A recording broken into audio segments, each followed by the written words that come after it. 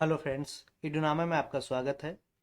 आज हम एनसीईआरटी सार संग्रह जो महेश वर्णवाल के द्वारा लिखा गया है उसका पॉलिटी का पार्ट 2 आपके सामने लेकर आया हूँ। इसके पहले हमने एनसीईआरटी सार संग्रह पॉलिटी पार्ट 1 का वीडियो है जो अपलोड कर दिया है, जिसका लिंक डिस्क्रिप्शन में दे दिया गया है। आप जाकर उन्हें देख लें, काफ़ी आपको समझ विकसित हो जाएगी। तो आइए हम शुरुआत करते हैं राष्ट्रपति चैप्टर से। प्रेसिडेंट, राष्ट्रपति पद की अहर्ताएं से शुरुआत करते हैं। आइए जानते हैं राष्ट्रपति पद की क्वालिफिकेशंस क्या होती है।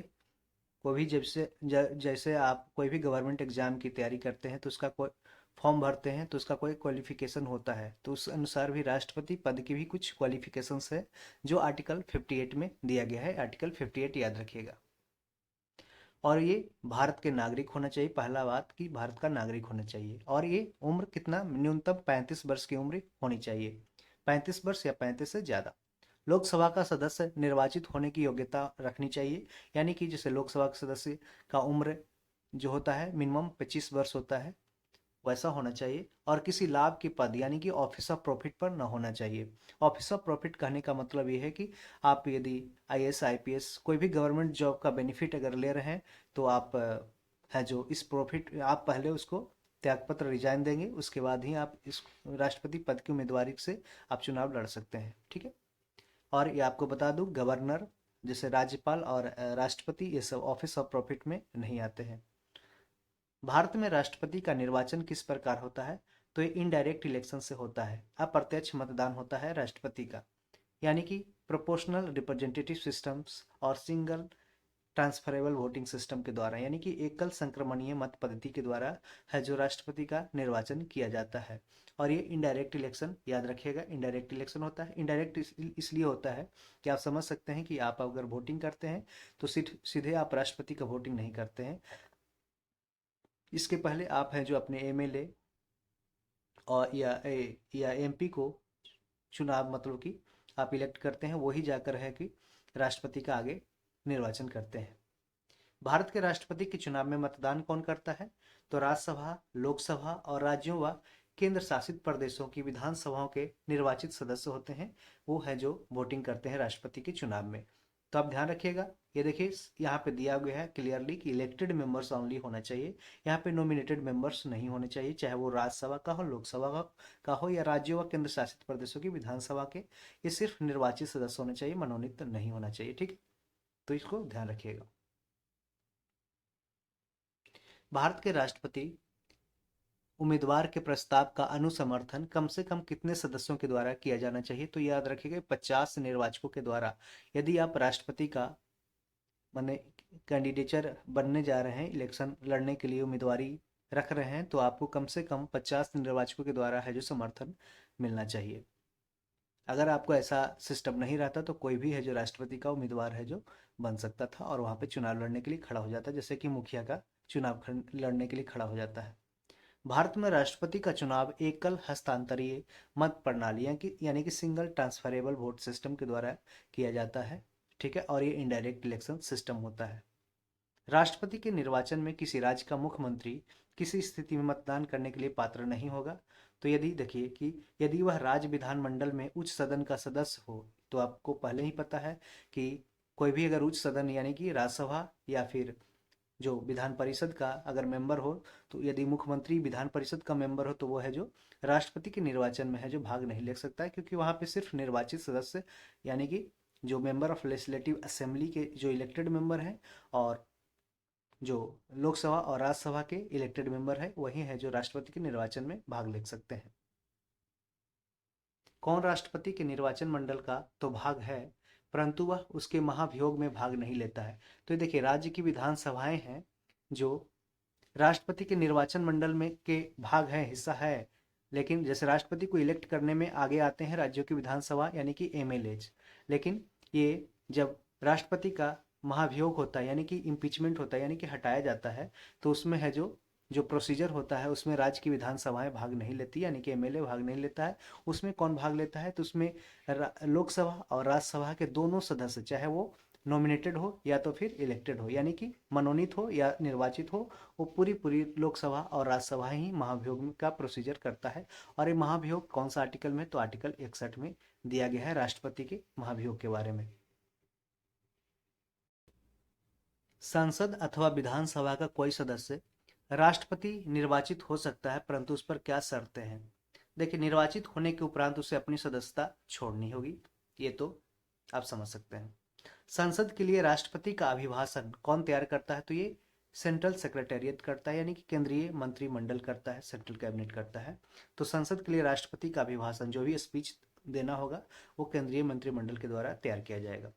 राष्ट्रपति की मृत्यु, पद त्याग अथवा हटाए जाने पर पद की रिक्ति यानी कि वैकेंसी ऑफ पोस्ट को कितने महीने की, तो 6 माह के समय सीमा के भीतर है जो फिलअप कर देना होगा, यानी कि भर देना होगा। तो राष्ट्रपति की मृत्यु हो, चाहे पद त्याग हो या हटाए जाने पर पद की रिक्ति है जो वैकेंसी ऑफ पोस्ट को 6 माह के समय सीमा के भीतर ही भरना होगा। भारत के राष्ट्रपति चुनाव में उत्पन्न विवाद का निपटारा कौन करता है, तो ये सुप्रीम कोर्ट करता है। क्वेश्चन पूछा भी गया है।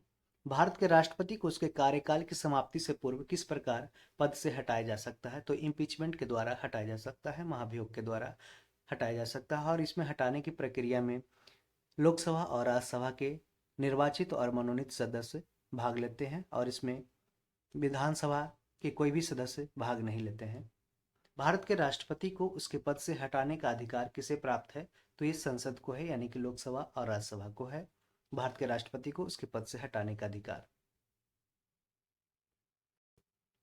ये स्टेटमेंट और है कि राष्ट्रपति को मृत्यु दंड के मामले में क्षमा दान करने की शक्ति प्राप्त है, किंतु यही शक्ति है जो राज्यों में राज्यपाल को ये प्राप्त नहीं है। ठीक है, तो ध्यान रखिएगा, राष्ट्रपति को है, जबकि गवर्नर को ऐसा कुछ भी नहीं है। क्षमादान, मृत्यु दंड के मामले में क्षमादान करने की शक्ति नहीं है। संघ की कार्यपालिकी शक्तियां किस अनुच्छेद के अंतर्गत राष्ट्रपति में निहित होती है, तो ये अनुच्छेद 53 में होती है। जो एग्जीक्यूटिव पावर है वो संघ की, वो राष्ट्रपति में निहित होती है अंडर आर्टिकल 53।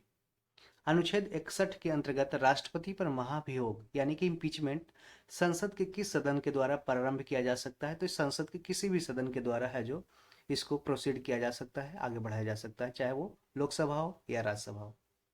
भारतीय संविधान का कौन सा अनुच्छेद राष्ट्रपति पद के लिए पुनः निर्वाचन, री इलेक्शन की पात्रता निर्धारित करता है, तो ये आर्टिकल 57 करता है, आर्टिकल 57 काफी इंपॉर्टेंट है, ध्यान रखिएगा। राष्ट्रपति को कोई भी विषय पुनर्विचार के लिए यानी कि रिकंसिडरेशन के लिए मंत्रिपरिषद को वापस भेजने का अधिकार किस संविधान संशोधन के द्वारा प्रदान किया गया है, तो ये 44वें संविधान संशोधन 1978 के द्वारा है जो राष्ट्रपति को कोई भी विषय यानी कि उसको लगे कि फिर से है जो लोकसभा या राज्यसभा या कैबिनेट को भेज के पुनर्विचार करने के लिए भेज सकता है, यानी कि मंत्रिपरिषद को। तो ऐसा उसे अधिकार 44वें संविधान संशोधन 1978 के द्वारा प्रदान किया गया था। भारतीय संविधान के किस अनुच्छेद के अंतर्गत राष्ट्रपति संसद के दोनों सदनों द्वारा पारित किसी विधेयक पर अपनी स्वीकृति रोक सकते हैं, ये अनुच्छेद 111 के द्वारा है जो राष्ट्रपति भारतीय संविधान के अनुच्छेद 111 के अंतर्गत संसद के दोनों सदनों द्वारा कोई भी अगर बिल पारित हो गया फिर भी अब उस पर स्वीकृति रोक सकता है, आर्टिकल अंडर आर्टिकल 111 111 याद रखिएगा, है जो राष्ट्रपति रोक लगा सकता है कोई भी बिल पे, जो भी अगर लोकसभा और राज्यसभा के द्वारा पास भी कर दिया गया है तब भी।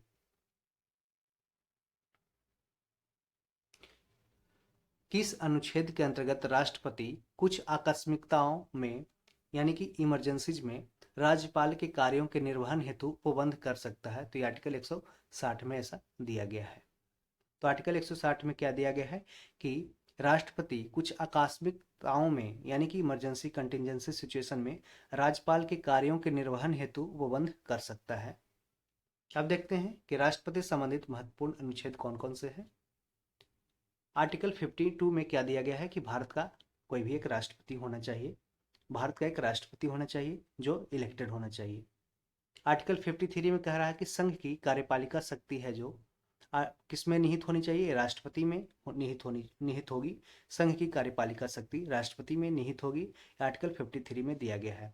और आर्टिकल 54 में क्या है कि राष्ट्रपति का निर्वाचक मंडल यानी कि इलेक्टोरल कॉलेज, इसमें कौन कौन शामिल होते हैं? इलेक्टोरल कॉलेज में शामिल होते हैं लोकसभा और राज्यसभा के निर्वाचित सदस्य, विधानसभा के निर्वाचित सदस्य, और कुछ यूनियन टेरिटरी जैसे दिल्ली, पौंडीचेरी होते हैं, उसके जो विधानसभा होते हैं उसके निर्वाचित सदस्य। यहाँ पे कोई भी मनोनीत सदस्य का जगह नहीं होता है निर्वाचक मंडल में।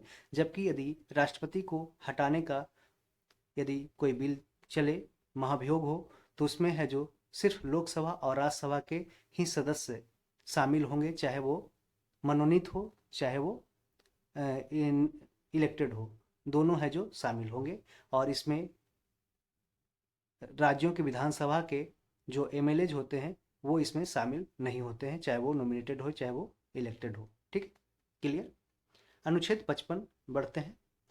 राष्ट्रपति के निर्वाचन की शक्ति देखते, इसमें क्या दिया है? अनुच्छेद 55 में राष्ट्रपति के निर्वाचन की रीति दिया गया है, कैसे कैसे राष्ट्रपति का निर्वाचन का प्रोसीडिंग किया जाएगा। और आर्टिकल 56 में दिया गया है राष्ट्रपति की पद अवधि।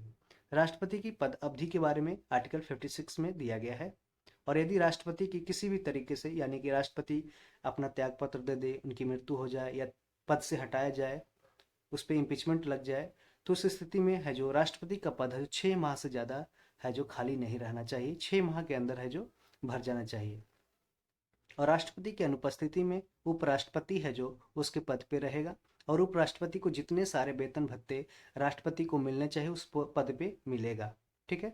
अगर उपराष्ट्रपति का भी पद खाली हो जाए तो सुप्रीम कोर्ट के चीफ जस्टिस जो होते हैं, मुख्य न्यायाधीश, वो है जो राष्ट्रपति पद पे बैठेंगे। यदि वो भी नहीं रहेंगे तो है जो सीनियर मोस्ट जज सुप्रीम कोर्ट के, वो है जो राष्ट्रपति के पद पे बैठेंगे। और 6 महीने के भीतर है जो जल्द से जल्द राष्ट्रपति का चुनाव किया जा सकेगा। ठीक है। अनुच्छेद 57 में दिया गया है 57 में पुनर्निर्वाचन यानी कि री इलेक्शन के लिए पात्रता है तो राष्ट्रपति का पुनर्निर्वाचन हो सकता है। देखिए, अमेरिका में 2 बार आप राष्ट्रपति बन सकते हैं, लेकिन कोई भी अमेरिका में ऐसा नियम है कि वहाँ पे सिर्फ 2 बार है जो अमेरिका का राष्ट्रपति कोई बन सकता है। लेकिन भारत में ऐसा नहीं है, भारत में अनगिनत बार बन सकता है जब तक कि आपको पार्टी सपोर्ट करे। अनुच्छेद 58 में क्या दिया है? राष्ट्रपति निर्वाचित होने के लिए अहर्ताएं, जो राष्ट्रपति का निर्वाचित होने के लिए जो क्वालिफिकेशंस है वो आर्टिकल 58 में दिया गया है। जैसे कि ये भारत का नागरिक होना चाहिए, 35 वर्ष की उम्र है जो 35 वर्ष या 35 वर्ष से ज़्यादा उम्र होना चाहिए, और फिर ये लोकसभा के सदस्यता रखनी चाहिए, उसकी योग्यता रखनी चाहिए। ठीक है, तो ऐसे क्वालिफिकेशंस है। और प्रॉफिट ऑफ पोस्ट पे नहीं होना चाहिए। अनुच्छेद 59 पे क्या दिया गया है? राष्ट्रपति पद के लिए शर्तें दिया गया है, कंडीशंस कुछ दिए गए हैं कि राष्ट्रपति पद के लिए कुछ शर्तें हैं, तो आर्टिकल 59 में दिया गया है। और आर्टिकल 60 में दिया गया है राष्ट्रपति के द्वारा शपथ या प्रतिज्ञान। शपथ है जो राष्ट्रपति लेता है, आर्टिकल 60 में, 60 से शपथ याद रखेगा। और अनुच्छेद 61 में दिया गया है राष्ट्रपति पर महाभियोग चलाने की प्रक्रिया। ये है जो संसद के किसी भी सदन में शुरुआत हो सकती है, चाहे वो लोकसभा हो या राज्यसभा हो, और किसी भी संसद के सदस्य के द्वारा है जो पहले ऐसा बिल पेश किया जा सकेगा। ठीक है। अनुच्छेद 62 में क्या है कि राष्ट्रपति का पद रिक्त होने की स्थिति में उसे भरने के लिए निर्वाचन करने का समय और आकस्मिक रिक्ति को भरने के लिए निर्वाचित व्यक्ति की पदावधि, ये ऐसा दिया गया है आर्टिकल 62 में। अनुच्छेद 72 में क्या दिया गया है? सॉरी, अनुच्छेद देखिए 72 में क्या दिया है 72 में कि क्षमा आदि की और कुछ मामलों में दंडादेश के निलंबन, परिहार या लघुकरण की राष्ट्रपति की शक्ति है। तो कुछ जैसे क्षमा आदि करना, और कुछ मामलों में दंड दिया गया है सुप्रीम कोर्ट के द्वारा, कोई भी कोर्ट के द्वारा, उसको है जो कम कर देना, उसको रोक लगा देना, उसको और छोटा कर देना, और उसकी स्थिति में परिवर्तन कर देना, ऐसे राष्ट्रपति के पास कुछ पावर दिए गए हैं। अनुच्छेद कितने में? 72 में दिया गया है। अनुच्छेद 73 में क्या दिया गया है कि संघ की कार्यपालिका शक्ति का विस्तार है जो कर सकता है राष्ट्रपति। तो अनुच्छेद 73 में संघ की कार्यपालिका शक्ति का विस्तार का वर्णन दिया गया है आर्टिकल 73 में। सर्वोच्च न्यायालय के न्यायाधीश को उसके पद से हटाने का अधिकार किसे प्राप्त है? तो ये राष्ट्रपति को प्राप्त है। तो सर्वोच्च न्यायालय के याद रखिएगा न्यायाधीश है, उसको पद से हटाने का अधिकार राष्ट्रपति को प्राप्त है। भारतीय संविधान का अनुच्छेद 143 143 आई लव यू। भारतीय संविधान का अनुच्छेद 143 राष्ट्रपति को उच्चतम न्यायालय से परामर्श यानी कि कंसल्ट करने की शक्ति प्रदान करता है। तो याद रखेगा राष्ट्रपति है जो 143 आर्टिकल के द्वारा है जो यानी कि सुप्रीम कोर्ट से कंसल्ट कर सकता है, यानी कि बातचीत कर सकता है कोई भी मुद्दे पे, कोई भी उसको संज्ञान लेना हो, कुछ भी बात करनी हो तो वो आर्टिकल 143 के द्वारा यानी कि आई लव यू, राष्ट्रपति बोलेगा सुप्रीम कोर्ट को कि आई लव यू, मैं तुमसे कुछ बात करना चाहता हूँ। ऐसे याद रखिएगा आर्टिकल 143।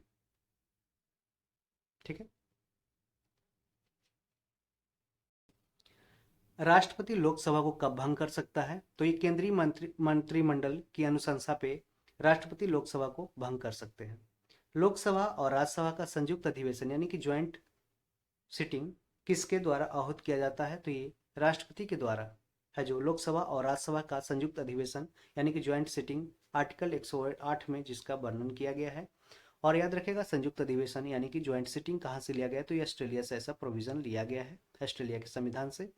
और संयुक्त अधिवेशन कब बुलाया जाता है? तो संयुक्त अधिवेशन बुलाने का मतलब ये होता है कि यदि लोकसभा और राज्यसभा दोनों एक किसी बिल पे है जो सहमत नहीं हो रहे हैं, यानी कि कोई ऑर्डिनरी बिल है, साधारण बिल है, उस पर दोनों सहमत नहीं हो रहे हैं, तो उस बिल को ज़्यादा इम्पोर्टेंस नहीं देने के कारण है जो उसको पहले दोनों को बुलाया जाता है एक असेंबली में बैठा करके, लोकसभा के जो स्पीकर होते हैं उसका हेड करते हैं और फिर बाद में बहुमत, संपूर्ण बहुमत से है जो उसको पास कर दिया जाता है बिल को, साधारण बहुमत से, सॉरी, साधारण बहुमत से है जो पास कर दिया जाता है।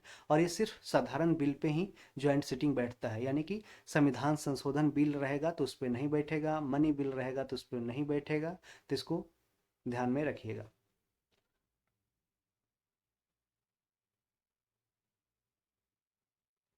भारत के राष्ट्रपति ने किस एकमात्र मामले में जेबी वीटो यानी कि पॉकेट वीटो, जेबी माने पॉकेट, पॉकेट वीटो की शक्ति का प्रयोग किया था?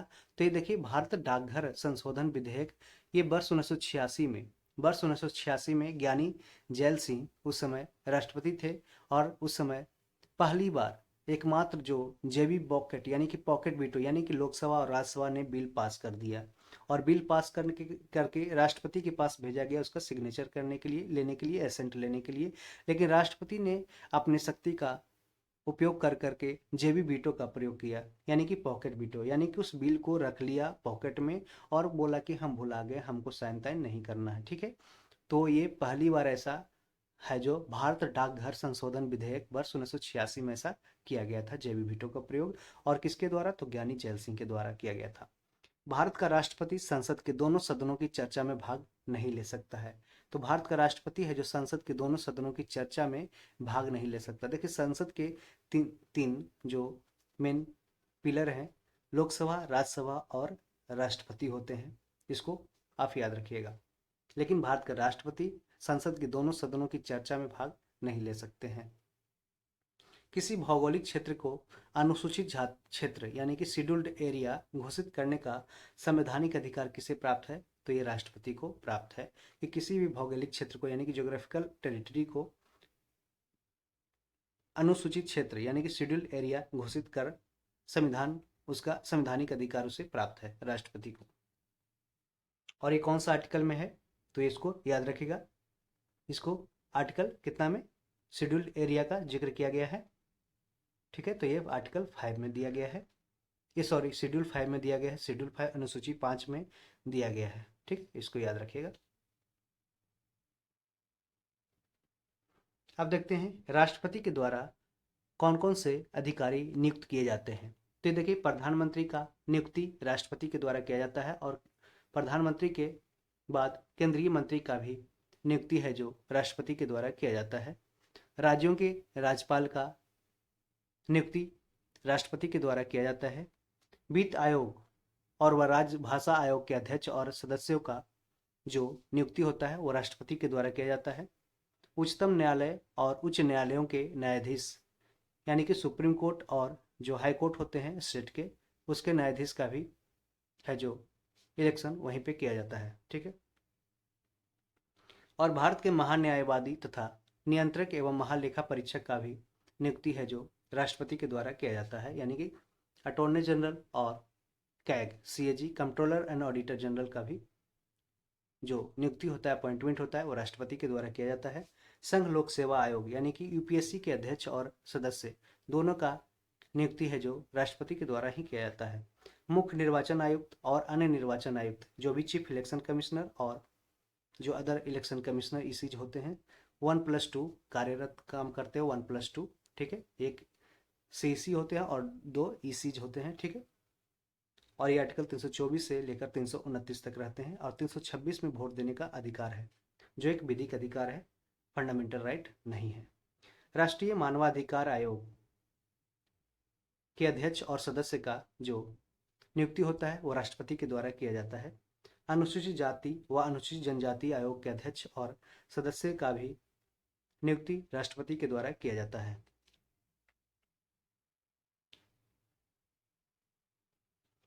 संघ राज्य क्षेत्रों के राज्यपाल अथवा प्रशासक के नियुक्ति राष्ट्रपति के द्वारा किया जाता है। दिल्ली और पुडुचेरी के मुख्यमंत्री, यहाँ पे क्वेश्चन का काफी इंपॉर्टेंट ट्रिक बन जाता है। तो देखिए, दिल्ली और पुडुचेरी के मुख्यमंत्री का जो नियुक्ति होता है वो राष्ट्रपति के द्वारा किया जाता है और संघ राज्य क्षेत्रों के राज्यपाल और प्रशासक का भी नियुक्ति है जो राष्ट्रपति के द्वारा किया जाता है। वर्तमान में राष्ट्रपति का मासिक वेतन कितना है? तो ये 5 लाख पर मंथ है राष्ट्रपति का मासिक वेतन।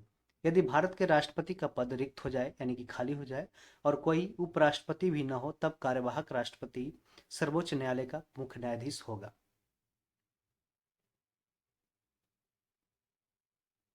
वह राष्ट्र का प्रतिनिधित्व करता है परंतु राष्ट्र का नेतृत्व नहीं करता है। यह युक्ति किस पर लागू होती है? तो ये भारत के राष्ट्रपति पर लागू होता है कि भारत के राष्ट्रपति है जो राष्ट्र का प्रतिनिधित्व यानी कि रिप्रेजेंट करता है परंतु वो राष्ट्र का नेतृत्व नहीं करता है। राष्ट्र का नेतृत्व प्रधानमंत्री के द्वारा किया जाता है। भारत के राष्ट्रपतियों में से कौन सा बिहार का राज्यपाल रह चुका था? तो ये देखिए, डॉक्टर जाकिर हुसैन और श्री रामनाथ कोविंद है जो ये भारत के राष्ट्रपति थे पूर्व में और ये बिहार के साथ साथ राज्यपाल भी रह चुके थे। द्रौपदी मुर्मू भारत की प्रथम आदिवासी द्वितीय महिला स्वतंत्र भारत में पैदा होने वाली प्रथम एवं सबसे कम उम्र की राष्ट्रपति है। तो ध्यान रखिएगा कि द्रौपदी मुर्मू अभी वर्तमान में भारत की राष्ट्रपति हैं। भारत की प्रथम आदिवासी ये मयूरभंज ओडिशा से हैं। द्वितीय महिला स्वतंत्र भारत में प्रथम महिला, याद रखिएगा, प्रतिभा सिंह पाटिल। स्वतंत्र भारत में पैदा होने वाली प्रथम एवं सबसे कम उम्र की राष्ट्रपति, याद रखिए, सबसे कम उम्र की राष्ट्रपति द्रौपदी मुर्मू। डायरेक्ट क्वेश्चन पूछा जा सकता है। अब देखते हैं राष्ट्रपति के पश्चात पर्यंत पद धारण करने वाले पदाधिकारी कौन कौन से होते हैं। तो इस संघ के मंत्री यानी कि यूनियन मिनिस्टर्स, राज्यों के राज्यपाल गवर्नर्स, भारत का महान्यायवादी अटॉर्नी जनरल ऑफ इंडिया, ये सब होते हैं जो राष्ट्रपति के पश्चात पर्यंत पद धारण करते हैं। जैसे संघ के मंत्री, राज्य के राज्यपाल, भारत का महान्यायवादी। एक विधेयक यानी कि बिल जो संसद में प्रस्तुत किया जाता है वह किस प्रक्रिया के बाद अधिनियम बन जाता है? तो ये राष्ट्रपति के हस्ताक्षर के बाद है जो ये अधिनियम बन जाता है। यानी कि पहले जो बिल होता है वो लोकसभा या राज्यसभा में पेश किया जाता है मेंबर्स के द्वारा। उसके बाद बिल जब दोनों सदनों के द्वारा पास कर दिया जाता है तो वो राष्ट्रपति के पास भेजा जाता है और जैसे ही राष्ट्रपति उस पर हस्ताक्षर करता है तो वो एक बिल है जो एक्ट बन जाता है यानी कि अधिनियम बन जाता है।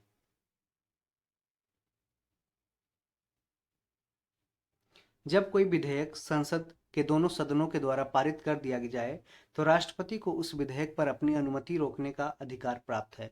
तो अनुमति भी रोक सकता है, जैसे कि पॉकेट वीटो का उपयोग ज्ञानी जैल सिंह के द्वारा किया गया था। निर्विरोध रूप से चुने गए भारत के प्रथम राष्ट्रपति कौन थे? तो ये नीलम संजीव रेड्डी निर्विरोध रूप से, यानी कि कोई उनके विरोध में खड़े ही नहीं हुए थे। भारत के राष्ट्रपतियों में से किनका संबंध ट्रेड यूनियन आंदोलन से रहा है? ट्रेड यूनियन यानी कि ट्रेड यूनियन से किसका रहा है? तो ये बराहगिरी वेंकटगिरी का संबंध ट्रेड यूनियन यानी कि व्यापार संघ से रहा है। तो ट्रेड यूनियन के प्रथम अध्यक्ष कौन थे? ये याद रखिएगा, 1920 में इसकी स्थापना हुआ था और इसके प्रथम अध्यक्ष लाला लाजपत राय थे, लाला लाजपत राय थे, लाला, ठीक है, लाला लाजपत राय। भारतीय संविधान भारत के राष्ट्रपति को राज्यों के मुख्यमंत्री की नियुक्ति का अधिकार नहीं देता है। तो देखिए भारतीय संविधान है वो भारत के राष्ट्रपति को राज्यों के मुख्यमंत्री की नियुक्ति का अधिकार नहीं देता है। हालांकि जो केंद्र शासित प्रदेश हैं जैसे कि पुडुचेरी और दिल्ली, उसके जो मुख्यमंत्री होते हैं उसको राष्ट्रपति के द्वारा है जो नियुक्त किया जाता है। हालांकि इसका विधानसभा के द्वारा जो बहुमत प्राप्त होता है उसी के आधार पे है जो राष्ट्रपति, जो बहुमत दल के नेता होते हैं उन्हीं को है जो वहां पे नियुक्त करते हैं, मुख्यमंत्री अपने मन से नहीं करते हैं। ठीक है। राष्ट्रपति का कार्यकाल कितना होता है? तो ये पद ग्रहण के दिन से 5 वर्ष तक होता है राष्ट्रपति का कार्यकाल। भारत के किस राष्ट्रपति को मिसाइल मैन यानी कि मिसाइल मैन ऑफ इंडिया की संज्ञा दी जाती है? तो डॉक्टर एपीजे अब्दुल कलाम को। भारत के मुख्य न्यायाधीश में से किसने राष्ट्रपति के रूप में कार्य किया था? तो जस्टिस एस एम हिदायतुल्ला ने है जो ये चीफ जस्टिस थे सुप्रीम कोर्ट के, और उन्होंने राष्ट्रपति के रूप में भी कार्य किया था। यानी कि उस समय राष्ट्रपति और उपराष्ट्रपति का पद खाली था, उसके बाद ही जस्टिस एम हिदायतुल्ला है जो राष्ट्रपति के रूप में कार्य किया था। क्वेश्चन पूछा भी गया है पटना हाईकोर्ट असिस्टेंट एग्जाम में। धन विधेयक यानी कि मनी बिल को पुनर्विचार रिकंसिडरेशन हेतु लौटाने का संवैधानिक विशेषाधिकार राष्ट्रपति के पास नहीं है। इसको याद रखिएगा कि धन विधेयक को पुनर्विचार हेतु लौटाने का संवैधानिक विशेषाधिकार राष्ट्रपति के पास नहीं है। हालांकि आप देखते होंगे कि जो साधारण बिल होते हैं, ऑर्डिनरी बिल होते हैं, यदि लोकसभा और राज्यसभा के द्वारा पास किए जाते हैं और राष्ट्रपति के पास उसको भेजा जाता है एसेंट के लिए यानी कि सहमति देने के लिए, तो राष्ट्रपति उस पर सहमति कर सकता है, न कर सकता है, या फिर मंत्रिपरिषद को वापस भेज देता है कि आप इसे रिकंसिडर करें और फिर से पुनः है जो वापस करें। ठीक है, पुनः इसको मतलब कि कोई भी संशोधन है तो संशोधन कर सकते हैं। लेकिन यदि जो संसद है फिर भी उसको बिना संशोधन किए या फिर संशोधन करके राष्ट्रपति को बिल भेजता है, तो ये है जो उसको राष्ट्रपति को बाध्य करता है कि उस पर सिग्नेचर करना ही करना है, उसको सहमति देना ही देना है। ठीक है। लेकिन मनी बिल की स्थिति में क्या होता है कि पुनः रिकंसिडरेशन नहीं करने को भेज सकता है राष्ट्रपति। यानी कि यदि मनी बिल को लोकसभा और राज्यसभा के द्वारा पास कर दिया जाए तो ये सीधे डायरेक्टली ये राष्ट्रपति को पास भेजा जाता है और राष्ट्रपति है जो बाध्य होता है कि उस पर अपना सहमति देना ही है उसको। ठीक है, ध्यान रखिएगा। द्रौपदी मुर्मू का भारतीय गणतंत्र के राष्ट्रपति के रूप में कौन सा क्रम है? तो ये 15वां क्रम है। वित्त आयोग की नियुक्ति कौन करता है? तो ये राष्ट्रपति है जो वित्त आयोग की नियुक्ति करता है। राष्ट्रपति के रूप में डॉक्टर राजेंद्र प्रसाद ने सबसे लंबी अवधि यानी कि 1950 से लेकर के 1962 तक, एवं डॉक्टर जाकिर हुसैन ने कार्यकारी राष्ट्रपति छोड़कर सबसे कम अवधि यानी कि 1 वर्ष 11 दिन तक कार्य किया था। ठीक है, तो सबसे ज्यादा डॉक्टर राजेंद्र प्रसाद और सबसे कम 1 वर्ष 11 दिन सबसे कम अवधि के लिए डॉक्टर जाकिर हुसैन, जो पहले बिहार के राज्यपाल भी रहे थे। अब देखते हैं राष्ट्रपति के द्वारा क्षमादान की स्थितियां कब बनती हैं। तो जब दंड सेना न्यायालय यानी कि जो आर्मी का कोर्ट होता है उसके द्वारा दिया गया हो, तब है जो राष्ट्रपति भी उसको क्षमादान कर सकता है। और जब दंड है जो संघीय विषय से संबंधित विधि के विरुद्ध अपराध के लिए दिया गया हो, तो यानी कि विधि के विरुद्ध यानी कोई संघीय सब्जेक्ट यानी सेंट्रल सब्जेक्ट यूनियन सब्जेक्ट के रूप में यदि उससे संबंधित कुछ विधि के विरुद्ध अपराध के लिए दिया गया है तो भी राष्ट्रपति उस पर क्षमादान बना सकता है। और जब दंडा आदेश है जो मृत्यु दंड हो तो उस पर भी राष्ट्रपति अपना क्षमादान दे सकता है आर्टिकल 72 के द्वारा। अब हम देखते हैं अटॉर्नी जनरल यानी कि महान्यायवादी और कंट्रोलर जनरल के बारे में, कैग के बारे में। ठीक है, सीएजी और अटॉर्नी जनरल के बारे में जानते हैं। भारत के 3 विधिक अधिकारी होते हैं। भारत का महान्यायवादी यानी कि attorney general of India, Bharat का महाधिवक्ता ये सॉलिसिटर जनरल ऑफ इंडिया, और भारत के अपर महाअधिवक्ता यानी कि additional solicitor general of India होते हैं। तो ये 3 विधि अधिकारी कहाँ के? ये भारत के सेंट्रल गवर्नमेंट के होते हैं। ये 3 जो फर्स्ट लॉ ऑफिसर होते हैं वो अटॉर्नी जनरल ऑफ इंडिया होते हैं, भारत का महान्यायवादी होते हैं। ठीक है, उसके बाद सॉलिसिटर जनरल, उसके बाद additional solicitor general of India होते हैं। भारत का प्रथम महान्यायवादी कौन था? फर्स्ट अटॉर्नी जनरल कौन था? तो एमसी सीतलवाड़। एमसी सीतलवाड़ याद रखिएगा। भारत सरकार को कानूनी विषयों पर परामर्श यानी कि एडवाइजरी कौन देता है? तो महान्यायवादी देता है, अटॉर्नी जनरल देता है। भारत का सर्वोच्च विधि अधिकारी कौन होता है? ये भारत का महान्यायवादी होता है, अटॉर्नी जनरल ऑफ इंडिया, जो भारत का सर्वोच्च विधि अधिकारी होता है। भारत का महान्यायवादी किसका विधि सलाहकार होता है? तो ये भारत सरकार का होता है।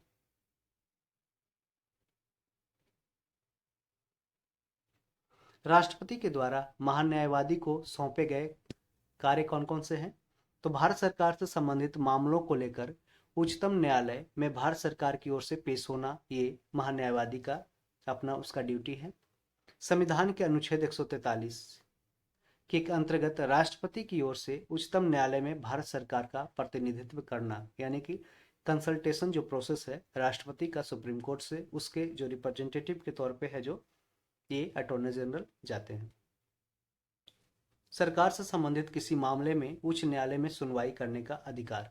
ठीक है, यदि माना कि अटॉर्नी जनरल यानी भारत सरकार का केस यदि तमिलनाडु हाई कोर्ट में पड़ जाता है, तो वहां पे है जो उस स्टेट के है जो उस स्टेट के हाई कोर्ट में ये जाएंगे अटॉर्नी जनरल, ठीक है, अपने भारत सरकार के पक्ष को लेकर के। आर्टिकल 76(4) के अनुसार महान्यायवादी किसके पश्चात पर्यंत पद धारण करेगा? तो ये राष्ट्रपति के पश्चात पर्यंत धारण करते हैं पद। भारत के महान्यायवादी को संसद के दोनों सदनों में बोलने, कार्यवाहियों में सम्मिलित होने, किसी भी संसदीय कमेटी का सदस्य होने का अधिकार है, परंतु ये वोट नहीं दे सकते। तो इन्हें वोट देने का अधिकार नहीं है, यानी कि महान्यायवादी है जो संसद के दोनों सदनों में बोल सकते हैं, कार्यवाही में सम्मिलित हो सकते हैं, शामिल हो सकते हैं। किसी भी संसदीय कमेटी का सदस्य अगर उन्हें नामित किया जाए तो वो नामित होने का भी अधिकार वो रखते हैं, यानी कि वो नामित हो सकते हैं, परंतु वे वोट देने का अधिकार उनके पास नहीं है। ठीक है। सॉलिसिटर जनरल, क्योंकि वे वोट देने का अधिकार तभी होगा जब वो लोकसभा या राज्यसभा के सदस्य होंगे, यानी कि वो लोकसभा या राज्यसभा के सदस्य नहीं होते हैं। सॉलिसिटर जनरल, सॉलिसिटर जनरल कौन होता है? तो ये महान्यायवादी का अधीनस्थ होता है, यानी कि सॉलिसिटर जनरल है जो अटॉर्नी जनरल के नीचे उनको सपोर्ट करके उनको काम करते हैं, ठीक है, उनको सपोर्ट करते हैं, असिस्ट करते हैं। वर्तमान में भारत के महान्यायवादी कौन है? ठीक है, तो ये आर वेंकटरमणी है। आर वेंकटरमणी है जो भारत के महान्यायवादी है वर्तमान में। महान्यायवादी का पद संविधान के अनुच्छेद कितना? अनुच्छेद 76 के अंतर्गत एक संवैधानिक पद यानी कि कॉन्स्टिट्यूशनल पोस्ट है, जबकि महाअधिवक्ता का पद संवैधानिक न होकर मात्र वैधानिक है, स्टैट्यूटरी है। ठीक है, तो इसको ध्यान रखिएगा कि महान्यायवादी का पद है जो संविधान के अनुच्छेद कितना में है? 76 में है। इसके अंतर्गत एक संवैधानिक पद है, यानी कि एक कॉन्स्टिट्यूशनल पोस्ट है अटॉर्नी जनरल, जबकि महाधिवक्ता का पद है जो संवैधानिक न होकर के मात्र वैधानिक है, यानी कि स्टैट्यूटरी है, यानी कि गवर्नमेंट रेजोल्यूशन के द्वारा है जिसे बनाया गया है इस पोस्ट को।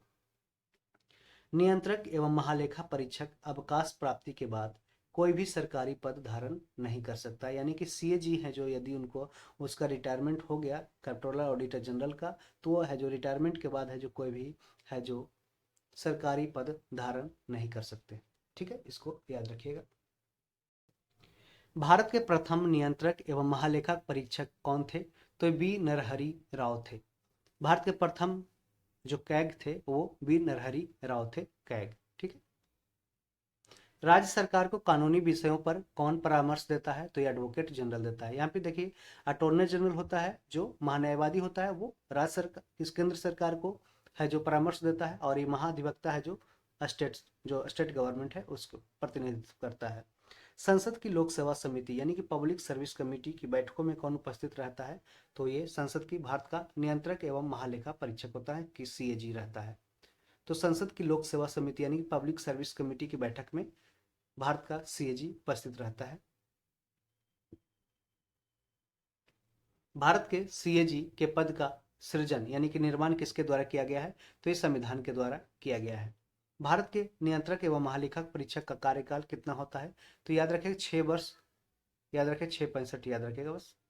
ठीक है, तो भारत के नियंत्रक एवं महालेखा परीक्षक का कार्यकाल 665 होता है, और यूपीएससी के जो चेयरमैन और मेंबर होते हैं उसका भी 665 होता है।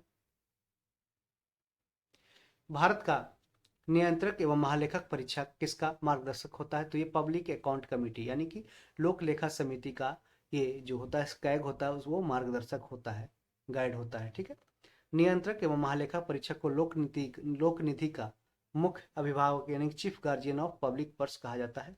तो याद रखें सीएजी को लोक निधि का पब्लिक फंड का है जो, ठीक है, पब्लिक पर्स का यानी फंड या पब्लिक पर्स का चीफ गार्जियन कहा जाता है। सारे जो जितने ट्रांजैक्शन होते हैं उसका सबका लेखा जोखा रखते हैं महालेखक परीक्षक सीएजी। तो राज्य एवं केंद्र सरकारों के सभी खर्चों की वित्तीय जांच कौन करता है? तो ये नियंत्रक एवं महालेखा परीक्षक करते हैं, सीएजी करते हैं कि राज्य और केंद्र सरकारों के द्वारा कितने खर्च किए गए। नियंत्रक एवं महालेखाकार के पेंशन व भत्ते किस पर आधारित होते हैं? तो ये भारत की संचित निधि पे होते हैं। नियंत्रक और महालेखाकार के पेंशन और भत्ता उसका होता है सैलरी एंड जो अलग अलाउंसेज होते हैं उस पर किस पे होते हैं? तो ये कंसोलिडेटेड फंड ऑफ इंडिया पे होते हैं। ठीक है। और ये कौन सा आर्टिकल पे है? आर्टिकल 166 पे दिया गया है, भारत की संचित निधि का वर्णन किया गया है। आर्टिकल 167 में दिया गया है भारत के कंटिजेंसी फंड यानी कि आकस्मिक निधि का वर्णन किया गया है आर्टिकल 167 में। और देखते हैं भारत के नियंत्रक एवं महालेखक परीक्षक के संबंधित अनुच्छेद देखते हैं। आर्टिकल 148 में भारत के सीएजी यानी कि नियंत्रक एवं महालेखक परीक्षक की नियुक्ति एवं पद मुक्ति के बारे में दिया गया आर्टिकल 148 में। 149 में नियंत्रक एवं महालेखक परीक्षक के कार्य और शक्तियां का उसमें जिक्र किया गया है। और आर्टिकल 150 में संघ तथा राज्यों के लेखा प्रारूपों के संबंध में राष्ट्रपति को सलाह का वर्णन किया गया है। आर्टिकल 151 में देखते हैं कि अंकेक्षण प्रतिवेदन यानी कि रिपोर्ट है जो आर्टिकल 151 में है जो ये सीएजी रिपोर्ट है जो राष्ट्रपति को देंगे। राष्ट्रपति है जो लोकसभा और राज्यसभा में दोनों अलग अलग सदनों में है जो जाकर के रिपोर्ट को पेश करेंगे। ठीक है। अब हम संसद देखते हैं, पार्लियामेंट चैप्टर देखते हैं। काफ़ी इंपॉर्टेंट सब्जेक्ट है, ठीक है, पॉलिटी का। और इसमें संसद चैप्टर है जो सबसे इंपॉर्टेंट है। ठीक है। संविधान के किस अनुच्छेद के अंतर्गत धन विधेयक यानी कि मनी बिल को परिभाषित किया गया है? तो ये अनुच्छेद 110 में मनी बिल को डिफाइन किया गया है। यानी कि कुछ भी सरकार का यानी खर्च कुछ भी ट्रांजैक्शन होता है तो ये मनी के रूप में यदि होता है तो उसे मनी बिल की संज्ञा दिया गया है। और जीएसटी है जो भी मनी बिल के अंतर्गत ही इसको भी बिल बना करके उसको है जो एक्ट बनाया गया था यानी कि पारित किया गया था। लोकसभा अध्यक्ष अपना त्याग पत्र यानी कि रिजिग्नेशन किसे सौंपते हैं? तो लोकसभा उपाध्यक्ष को सौंपते हैं। लोकसभा अध्यक्ष अपना त्याग पत्र किसको सौंपते हैं? तो ये लोकसभा उपाध्यक्ष को सौंपते हैं। संविधान के अनुच्छेद 82 के अनुसार लोकसभा की सीटों का राज्य के मध्य आवंटन किस वर्ष की जनगणना के आधार पर किया गया है? तो वर्ष 1971 की जनगणना के आधार पर किया गया है अनुच्छेद 82 के अनुसार। काफी इंपॉर्टेंट है।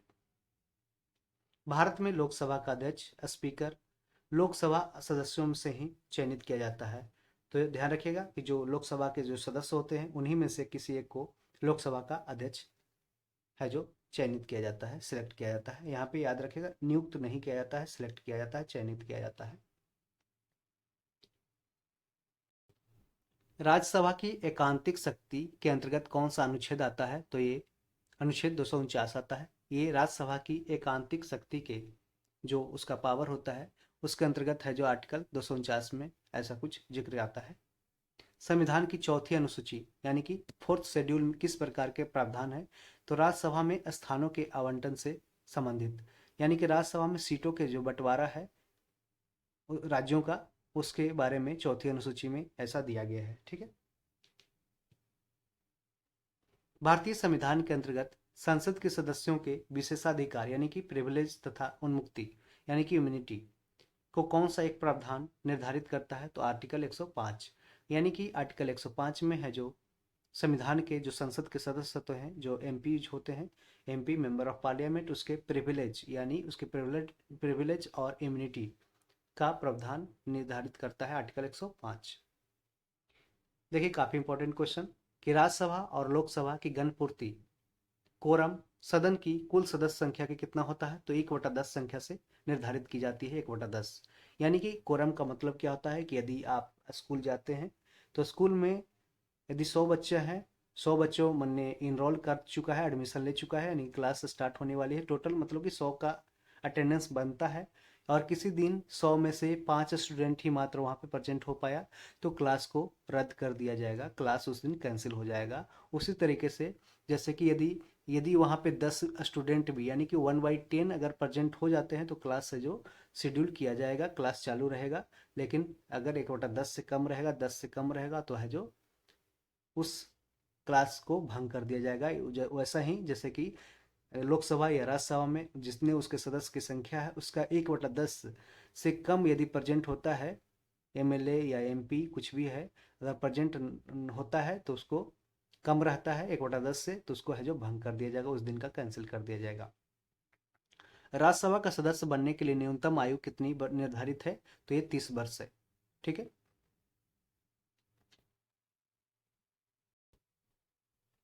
राज्यसभा का सदस्य बनने के लिए न्यूनतम आयु है जो 30 वर्ष होनी चाहिए, और लोकसभा का सदस्य बनने के लिए न्यूनतम आयु कितनी? 25 वर्ष। इसको याद रखिएगा। संसद के किस सदन का अध्यक्ष उसका सदस्य नहीं होता है? तो राज्यसभा का जो सदस्य होते हैं वो उपराष्ट्रपति होते हैं, और ये उप जो राज्यसभा है उसके ये सदस्य नहीं होते हैं, लेकिन उसका चेयर करते हैं। जबकि उपसभापति जो राज्यसभा के होते हैं वो उस सदन के सदस्य होते हैं। ध्यान रखिएगा।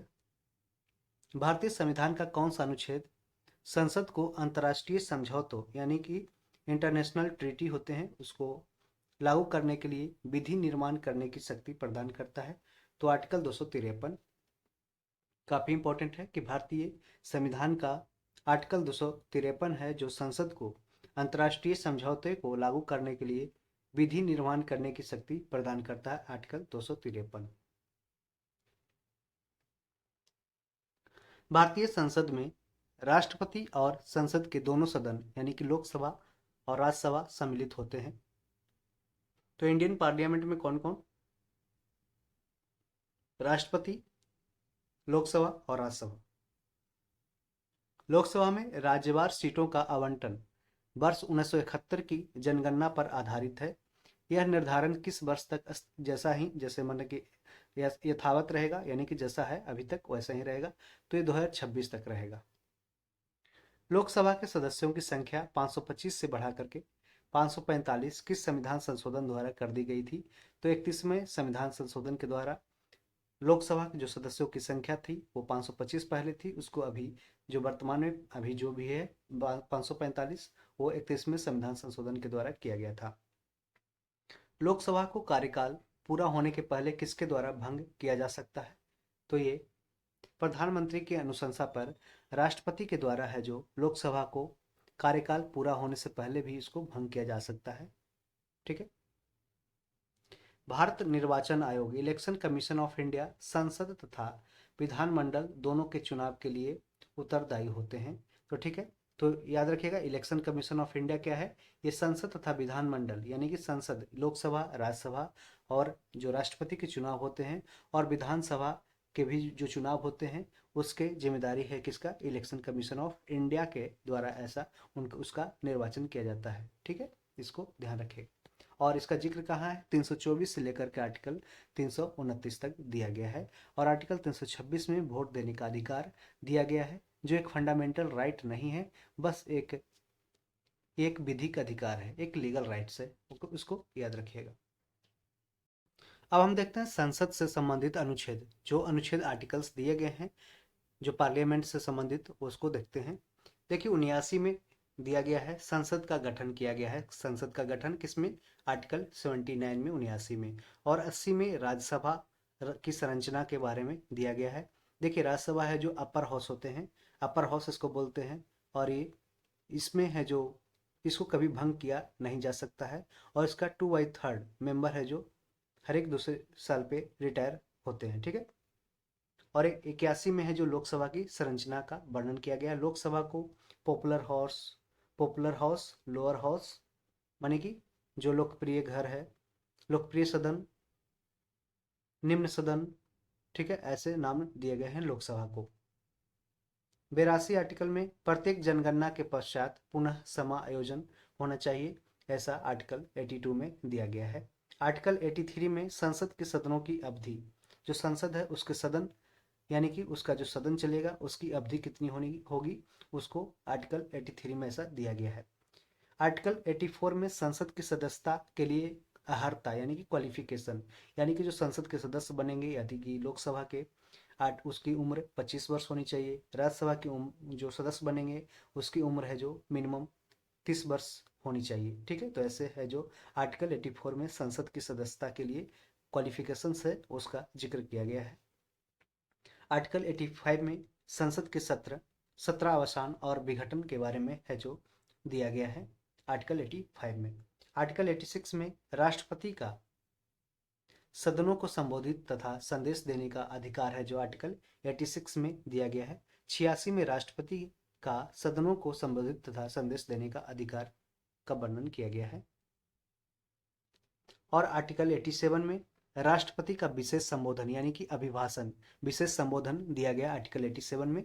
और आर्टिकल 88 में सदनों के संबंध में मंत्रियों और महान्यायवादी को अधिकार का जिक्र किया गया है। सदनों के संबंध में मंत्रियों और महान्यायवादी के अधिकार दिया गया आर्टिकल 88 में।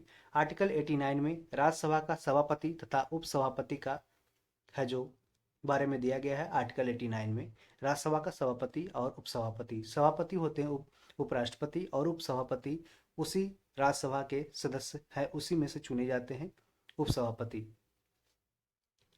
और आर्टिकल 19 में दिया गया है राज्यसभा के उपसभापति के पद की रिक्ति त्यागपत्र तथा पद से हटाया जाना, तो ये उपसभापति के बारे में दिया गया आर्टिकल 90 में। 91 में सभापति के कर्तव्यों के निर्वहन अथवा सभापति के रूप में कार्य करने की उपसभापति अथवा अन्य व्यक्ति की शक्ति के बारे में दिया गया आर्टिकल 91 में। 92 में दिया गया है कि जब राज्यसभा के सभापति अथवा उपसभापति को पद से हटाने का संकल्प विचाराधीन हो तब उसका पीठासीन नहीं होना, यानी कि जब राज्यसभा के जो सभापति हैं या उपसभापति उसको पद से हटाने की जब बात चल रही हो उसके बाद रेजोल्यूशन जो 14 दिन पहले उसको नोटिस दे करके है जो चलाया जा रहा हो तो उस समय है जो कुर्सी पे जो चेयर नहीं करेंगे राज्यसभा के सभापति या उपसभापति। ठीक है, वो एक सिंपल सदस्य के रूप में कार्यवाही में भाग लेंगे। आर्टिकल 93 में क्या दिया है कि लोकसभा का अध्यक्ष तथा उपाध्यक्ष के बारे में 93 में दिया गया है। देखिए, लोकसभा का अध्यक्ष है जो अपना रिजिग्नेशन यानी कि त्याग पत्र है जो उपाध्यक्ष को देते हैं और उपाध्यक्ष है जो अध्यक्ष को देते हैं। लोकसभा अध्यक्ष तथा उपाध्यक्ष पद की रिक्ति त्यागपत्र तथा पद से हटाया जाना ये आर्टिकल 94 में दिया गया है। आर्टिकल 95 में लोकसभा उपाध्यक्ष अथवा किसी अन्य व्यक्ति का लोकसभा अध्यक्ष के कर्तव्यों के निर्वहन की शक्ति। आर्टिकल 95 में लोकसभा उपाध्यक्ष अथवा किसी अन्य व्यक्ति का लोकसभा अध्यक्ष के कर्तव्यों के निर्वहन की शक्ति, ऐसा 95 में दिया गया है। 96 में जब लोकसभा अध्यक्ष अथवा उपाध्यक्ष को पद से हटाने का संकल्प विचाराधीन हो तब उसका पीठासीन नहीं होना हो, माने कि वो चेयर नहीं करेगा। 97 सभापति और उपसभापति तथा अध्यक्ष और उपाध्यक्ष के वेतन भत्ते के बारे में दिया गया है 97 आर्टिकल में। ठीक है, आर्टिकल 98 में दिया गया है संसद का सचिवालय। ठीक है, सेक्रेटेरिएट ऑफ पार्लियामेंट, इसका आर्टिकल 98 में जिक्र किया गया है। आर्टिकल 99 में सदस्यों द्वारा शपथ या प्रतिज्ञान का है जो वर्णन किया गया है। सदस्यों के द्वारा शपथ या प्रतिज्ञान का जो है जो ओथ और जो अफर्मेशन है वो 99 में दिया गया है। 100 में आर्टिकल 100 में दिया गया है दोनों सदनों में मतदान, रिक्तियों के होते हुए भी सदनों की कार्य करने की शक्ति तथा गणपूर्ति है जो आर्टिकल 100 में दिया गया है। 101 में दिया गया है स्थानों का रिक्त होना। आर्टिकल 102 में संसद की सदस्यता के लिए निर्भरताएं, यानी कि संसद की सदस्यता के लिए जो क्वालिफिकेशंस है वो आर्टिकल 102 में दिया गया है। 103 में निर्हरताएं माने कि डिस्क्वालिफिकेशंस के जो आर्टिकल 102 में संसद की सदस्यता के लिए निर्हरताएं यानी कि डिस्क्वालिफिकेशंस जो क्राइटेरिया है वो आर्टिकल 102 में दिया गया है। आर्टिकल 103 में दिया गया है संसद की अयोग्यता से संबंधित प्रश्नों पर निर्णय लेना, ये आर्टिकल 103 में दिया गया है। और 104 में दिया गया है अनुच्छेद 99 के अंतर्गत शपथ लेने या प्रतिज्ञान करने से संबंधित से पहले आहर्त न होते हुए अथवा निर्हरित किए जाने पर भी सदन में बैठने तथा मतदान करने पर दंड। देखिए, आर्टिकल 104 में दिया गया है कि आर्टिकल 99 यानी कि सदस्यों द्वारा शपथ या प्रतिज्ञा 99 में दिया गया है, उसके अंतर्गत शपथ लेने या प्रतिज्ञान करने के पहले अहर्त न होते हुए, यानी कि जो मैंने क्वालिफाइड ना होते हुए अथवा निर्हरित किए जाने पर, यानी कि उसको अगर डिस्क्वालीफाई किए जाने पर भी अब यदि वो संसद में बैठते हैं या मतदान करते हैं तो उस पर उसको दंड दिया जाएगा। ऐसा प्रोविजन दिया गया आर्टिकल 104 में। ठीक है।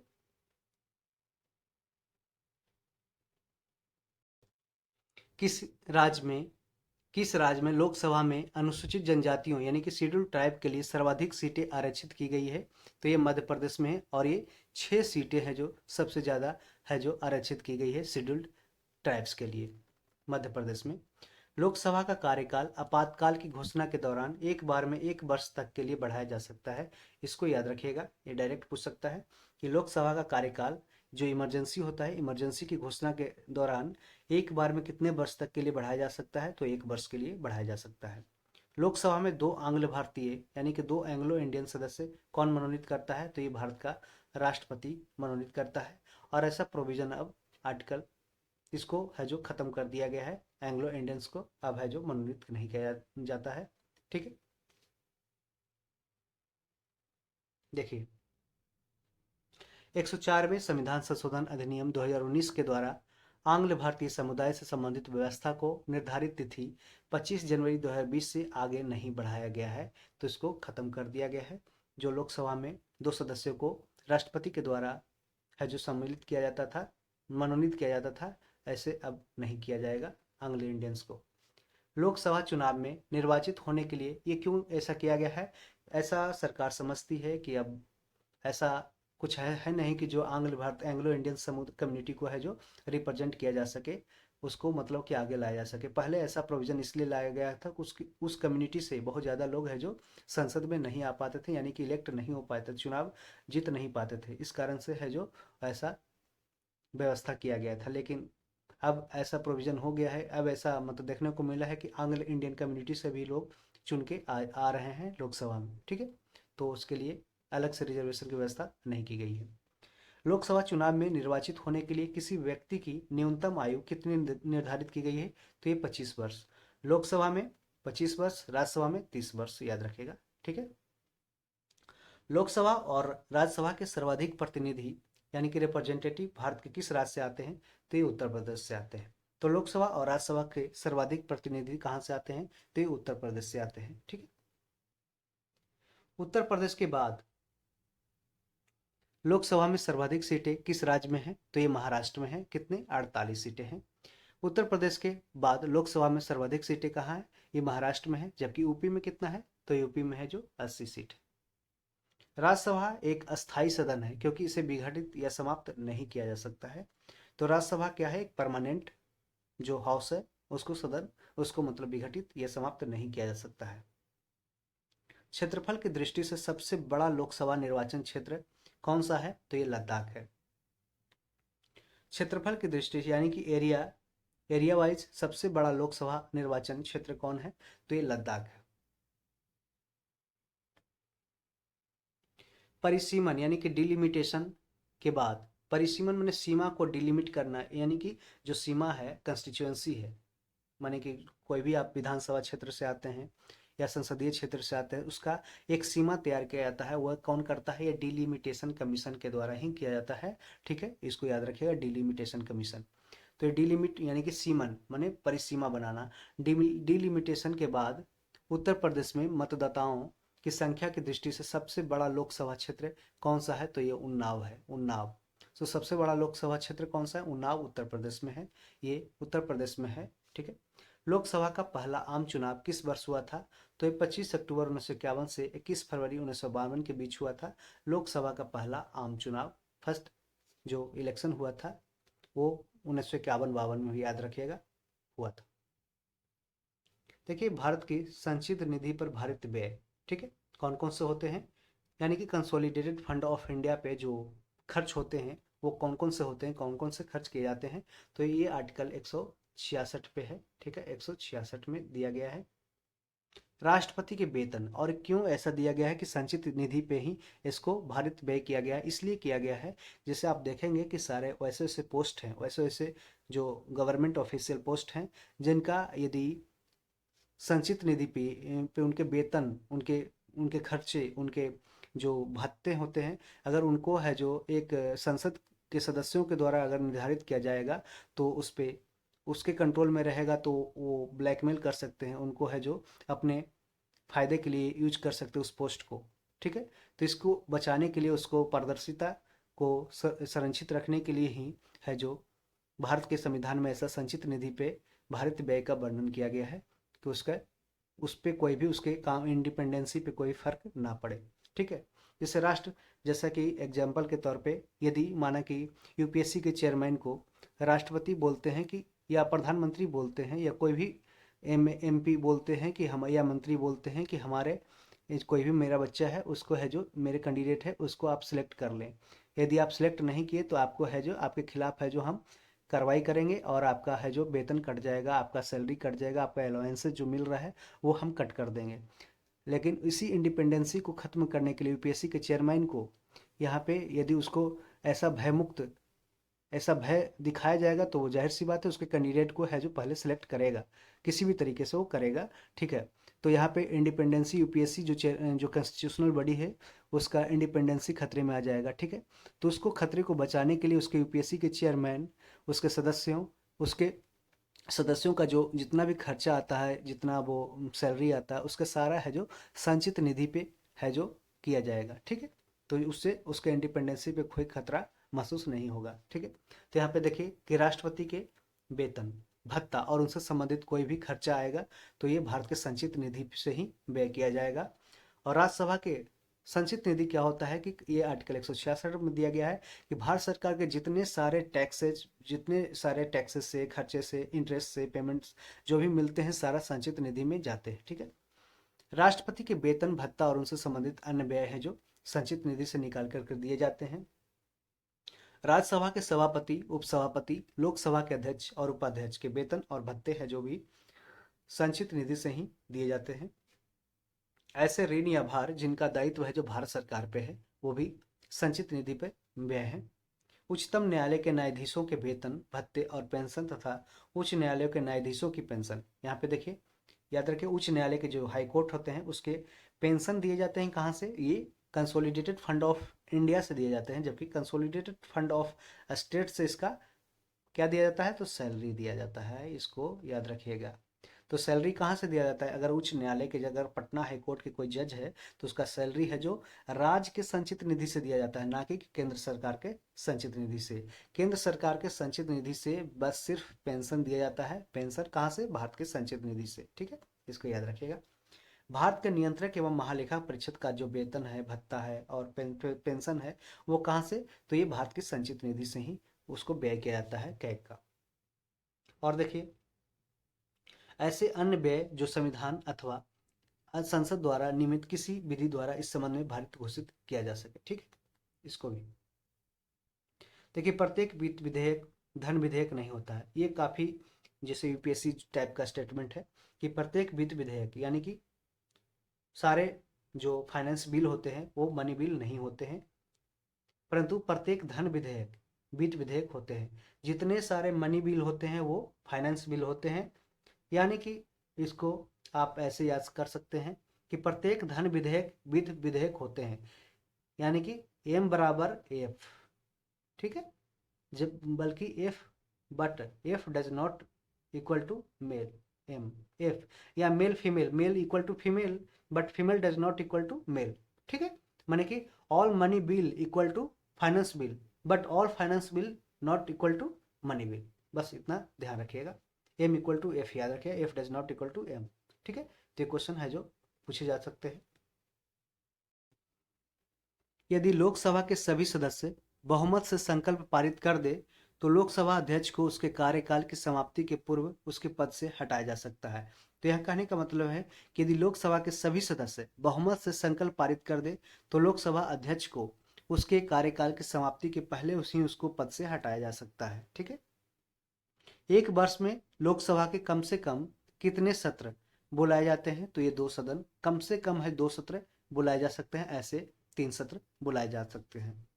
राज्यसभा के सदस्य का कार्यकाल कितने वर्ष का होता है, तो ये 6 वर्ष का देखिए, राज्यसभा के सदस्य का कार्यकाल 6 वर्ष है। राज्यसभा का सदस्य जो कार्यकाल अगर पूछ देगा तो ये अनियमित है, यानी कि ये कभी भंग नहीं होता है। लेकिन राज्यसभा के सदस्य का कार्यकाल कितना होता है? 6 वर्ष होता है।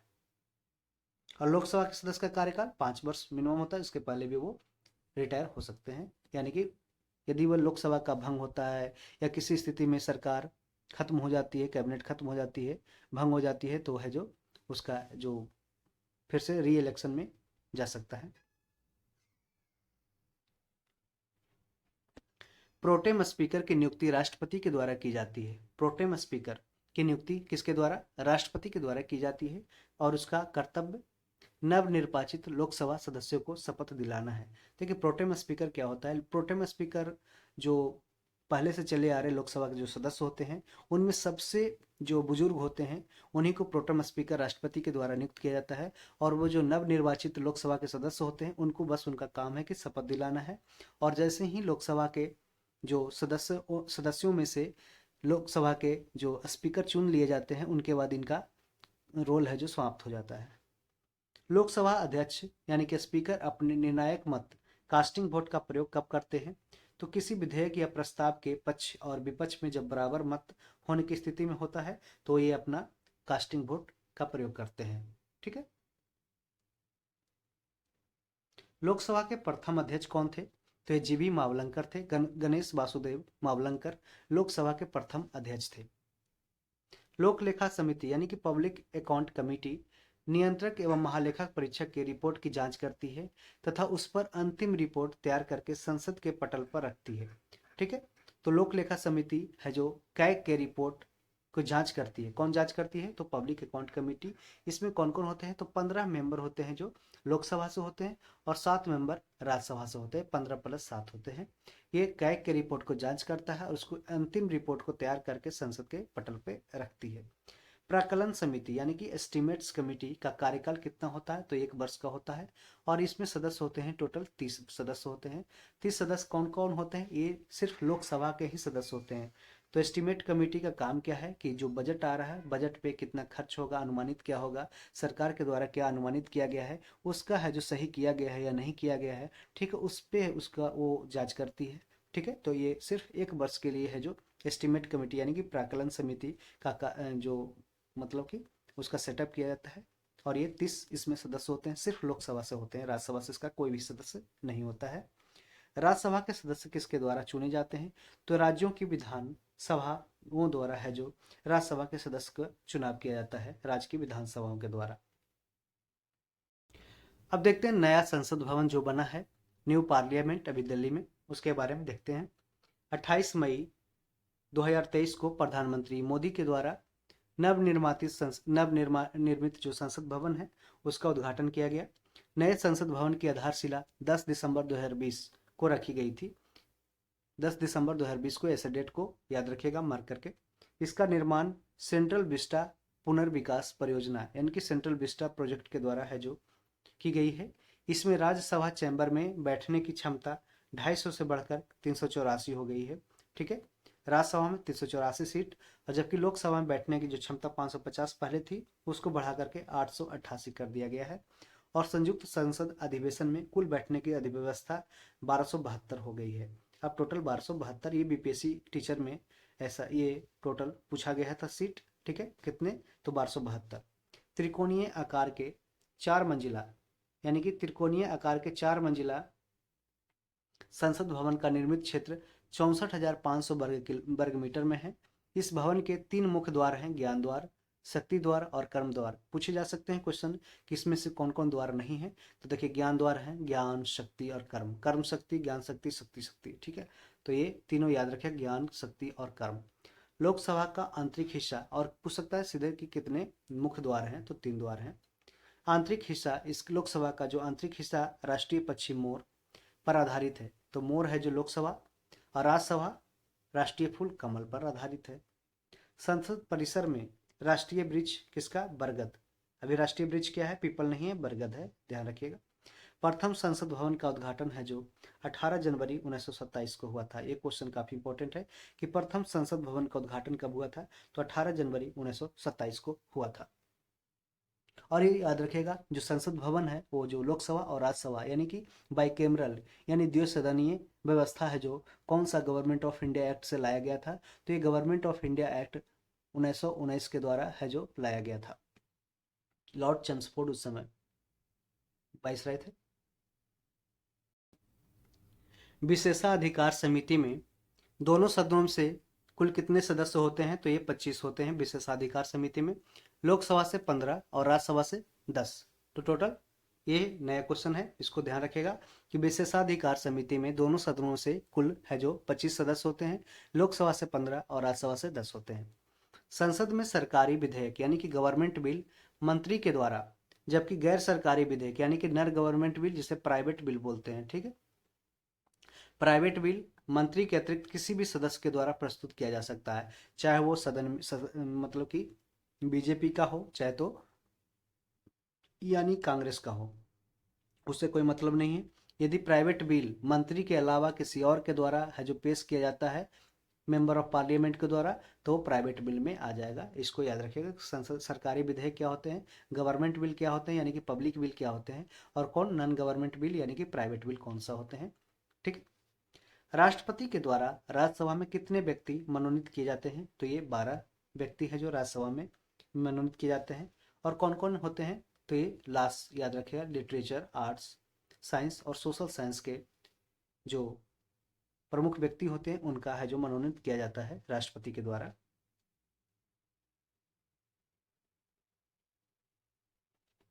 राज्यसभा के लिए नामांकित नॉमिनेट होने वाली प्रथम अभिनेत्री कौन थी, तो क्वेश्चन पूछा गया है, नरगिस दत्त। ये 1980 से 86 में इनका नॉमिनेशन हुआ था। लोकसभा की प्रथम महिला अध्यक्ष कौन थी, ए मीरा कुमार। ये 4 जून 2009 से लेकर के 4 जून 2014 तक ये लोकसभा की प्रथम महिला अध्यक्ष रही थी, 2009 से 2014 तक। और ये सासाराम से हैं, ठीक है, जगजीवन राम की बेटी हैं, ध्यान रखिएगा। राज्य विधानसभा में कोई भी धन विधेयक राज्य के राज्यपाल की संस्तुति के बिना या अनुमति के बिना प्रस्तुत नहीं किया जा सकता है। इसको याद रखिएगा कि राज्य विधानसभा में कोई भी धन विधेयक यानी कोई भी मनी बिल राज्य के राज्यपाल की संस्तुति के बिना या अनुमति के बिना प्रस्तुत नहीं किया जा सकता है। वे प्रथम लोकसभा अध्यक्ष कौन थे जिनके विरुद्ध लोकसभा में अविश्वास प्रस्ताव नो कॉन्फिडेंस मोशन लाया गया था, तो जीवी मावलंकर के द्वारा। जो प्रथम लोकसभा अध्यक्ष थे जीवी मावलंकर, उनके विरुद्ध है जो लोकसभा में नो कॉन्फिडेंस मोशन है जो लाया गया था सर्वप्रथम। लोकसभा का सचिवालय किसके नियंत्रण में होता है, तो ये लोकसभा अध्यक्ष के नियंत्रण में लोकसभा का सचिवालय काम करता है। भारतीय राजनीतिक व्यवस्था में कौन सर्वोच्च है, तो ये संविधान है जो सर्वोच्च है भारतीय राजनीतिक व्यवस्था में। भारत की संचित निधि यानी कंसोलिडेटेड फंड पर कौन सा व्यय भारित नहीं होता है, तो प्रधानमंत्री के वेतन और भत्ते है जो भारत की संचित निधि पे उसका व्यय भारित नहीं होता, प्रधानमंत्री के वेतन और भत्ते। जबकि राष्ट्रपति के, लोकसभा के, पटना हाई जो भी मतलब कोर्ट के जज, हाई कोर्ट के जज, सुप्रीम कोर्ट के जज और होते हैं, उसका कंसोलिडेटेड फंड पे भारित होते हैं, ठीक है। धन विधेयक संसद के किस सदन में पुनः स्थापित इंट्रोड्यूस्ड किया जाता है, तो केवल लोकसभा में, ठीक है। तो धन मनी बिल को सिर्फ संसद के लोकसभा में ही है जो इसको पेश किया जा सकता है, इंट्रोड्यूस किया जा सकता है। धन विधेयक जो आर्टिकल 110 में दिया गया है, राज्य विधानमंडल के किस सदन में प्रस्तुत किया जा सकता है, तो केवल विधानसभा में ही पेश किया जा सकता है, विधान परिषद में नहीं। जिस तरीके से ऊपर लोकसभा में, सिर्फ लोकसभा में, उसी तरीके से सिर्फ राज्यों में विधानसभा में मनी बिल को पेश किया जाता है। आर्टिकल 110 में ऐसा दिया गया है, ठीक है। बजट की रूपरेखा किस विभाग के द्वारा तैयार की जाती है, तो ये आर्थिक कार्य विभाग के द्वारा है जो बजट की रूपरेखा है जो तैयार की जाती है। बजट शब्द का जिक्र कहीं नहीं किया गया है। आर्टिकल 112 में एनुअल फाइनेंशियल स्टेटमेंट यानी कि वार्षिक वितरण जो पत्र है उसके बारे में चर्चा की गई है। आर्थिक कार्य विभाग के द्वारा बजट की रूपरेखा तैयार की जाती है और ये मिनिस्ट्री ऑफ फाइनेंस यानी कि वित्त मंत्रालय के अंदर काम करती है। करों और सरकारी कामकाज के निर्वाह में हुई अन्य प्राप्तियों से संघीय सरकार को प्राप्त होने वाला राजस्व किस निधि में जमा होता है? तो ये भारत की संचित निधि में, यानी कि consolidated fund of India, CFI, यानी कि आर्टिकल 166 में जो दिया गया है इसका वर्णन, उसमें जमा होता है। तो कोई भी कर और सरकारी कामकाज के निर्वाह में हुई अन्य प्राप्तियों से, यानी कि रिसिप्ट, रेवेन्यू रिसिप्ट से संघीय सरकार को प्राप्त होने वाला राजस्व, यानी कि रेवेन्यू है, जो कंसोलिडेटेड फंड ऑफ इंडिया में जमा होता है भारत की संचित निधि में।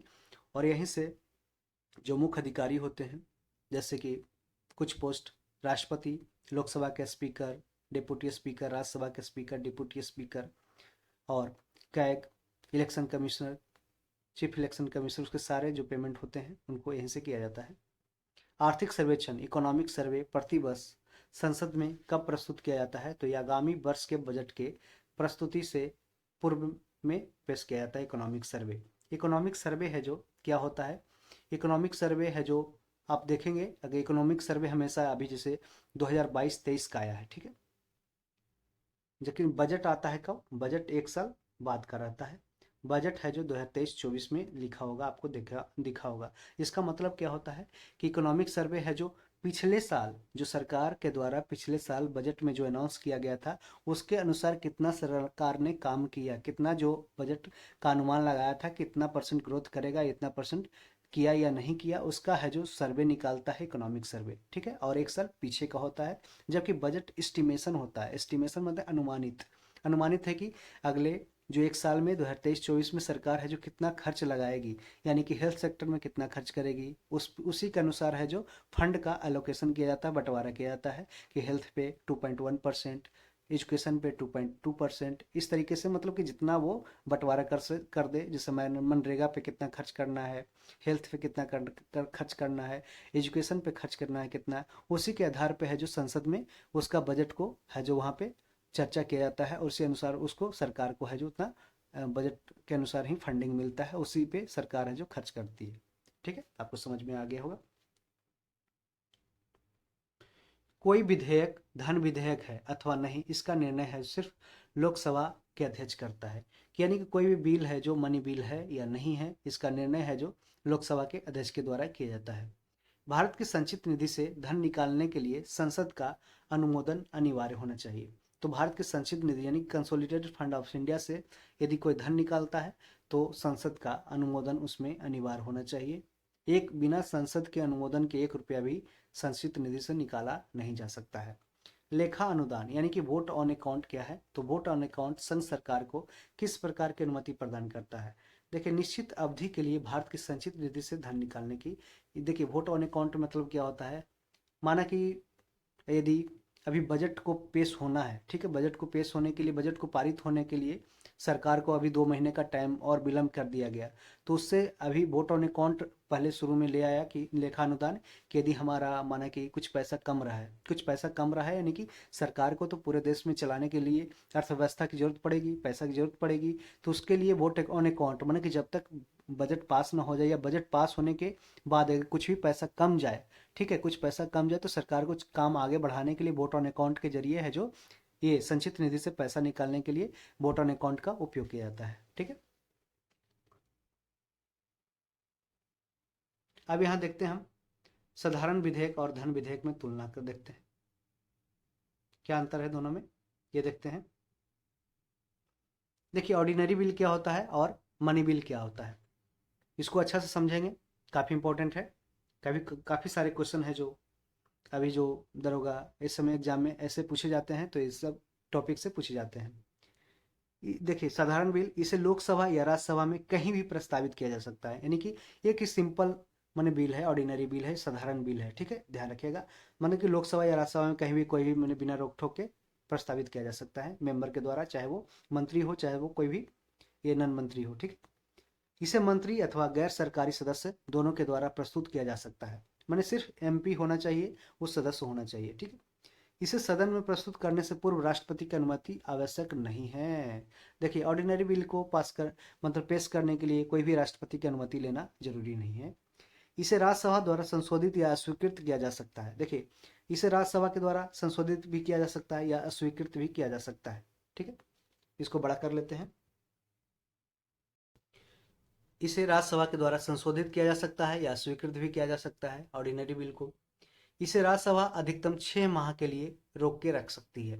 तो ऑर्डिनरी बिल को कितने महीने के लिए राज्यसभा अधिकतम रोक के रख सकती है? तो ये 6 माह के लिए, इसको याद रखिएगा। इसे राज्यसभा में भेजने के लिए लोकसभा अध्यक्ष के द्वारा प्रमाणित किए जाने की आवश्यकता नहीं होती है। यानी कि इसे राज्यसभा में भेजने के लिए लोकसभा अध्यक्ष के द्वारा प्रमाणित किए जाने की आवश्यकता नहीं होती है। किसको? ऑर्डिनरी बिल को। दोनों सदनों में असहमति की स्थिति में, यानी कि यदि वो लोकसभा और राज्यसभा में अगर कोई भी बिल को पास करने की स्थिति में असहमति बन गई हो, तो राष्ट्रपति है जो दोनों सदनों की संयुक्त बैठक बुला सकती है। किस पे? ये ऑर्डिनरी बिल पे बैठक बुला सकती है। ज्वाइंट सिटिंग आर्टिकल 108 के द्वारा है जो ऑस्ट्रेलिया से ये लिया गया है। इसे दोनों सदनों में पारित होने के बाद राष्ट्रपति के हस्ताक्षर के लिए भेजा जाता है। तो इसे फिर दोनों सदनों में जो पारित हो गया, उसके बाद राष्ट्रपति के हस्ताक्षर के लिए ऑर्डिनरी बिल को भेजा जाता है। देखिए, यह विधेयक लोकसभा में अस्वीकृत होने पर सरकार को त्यागपत्र देना पड़ सकता है।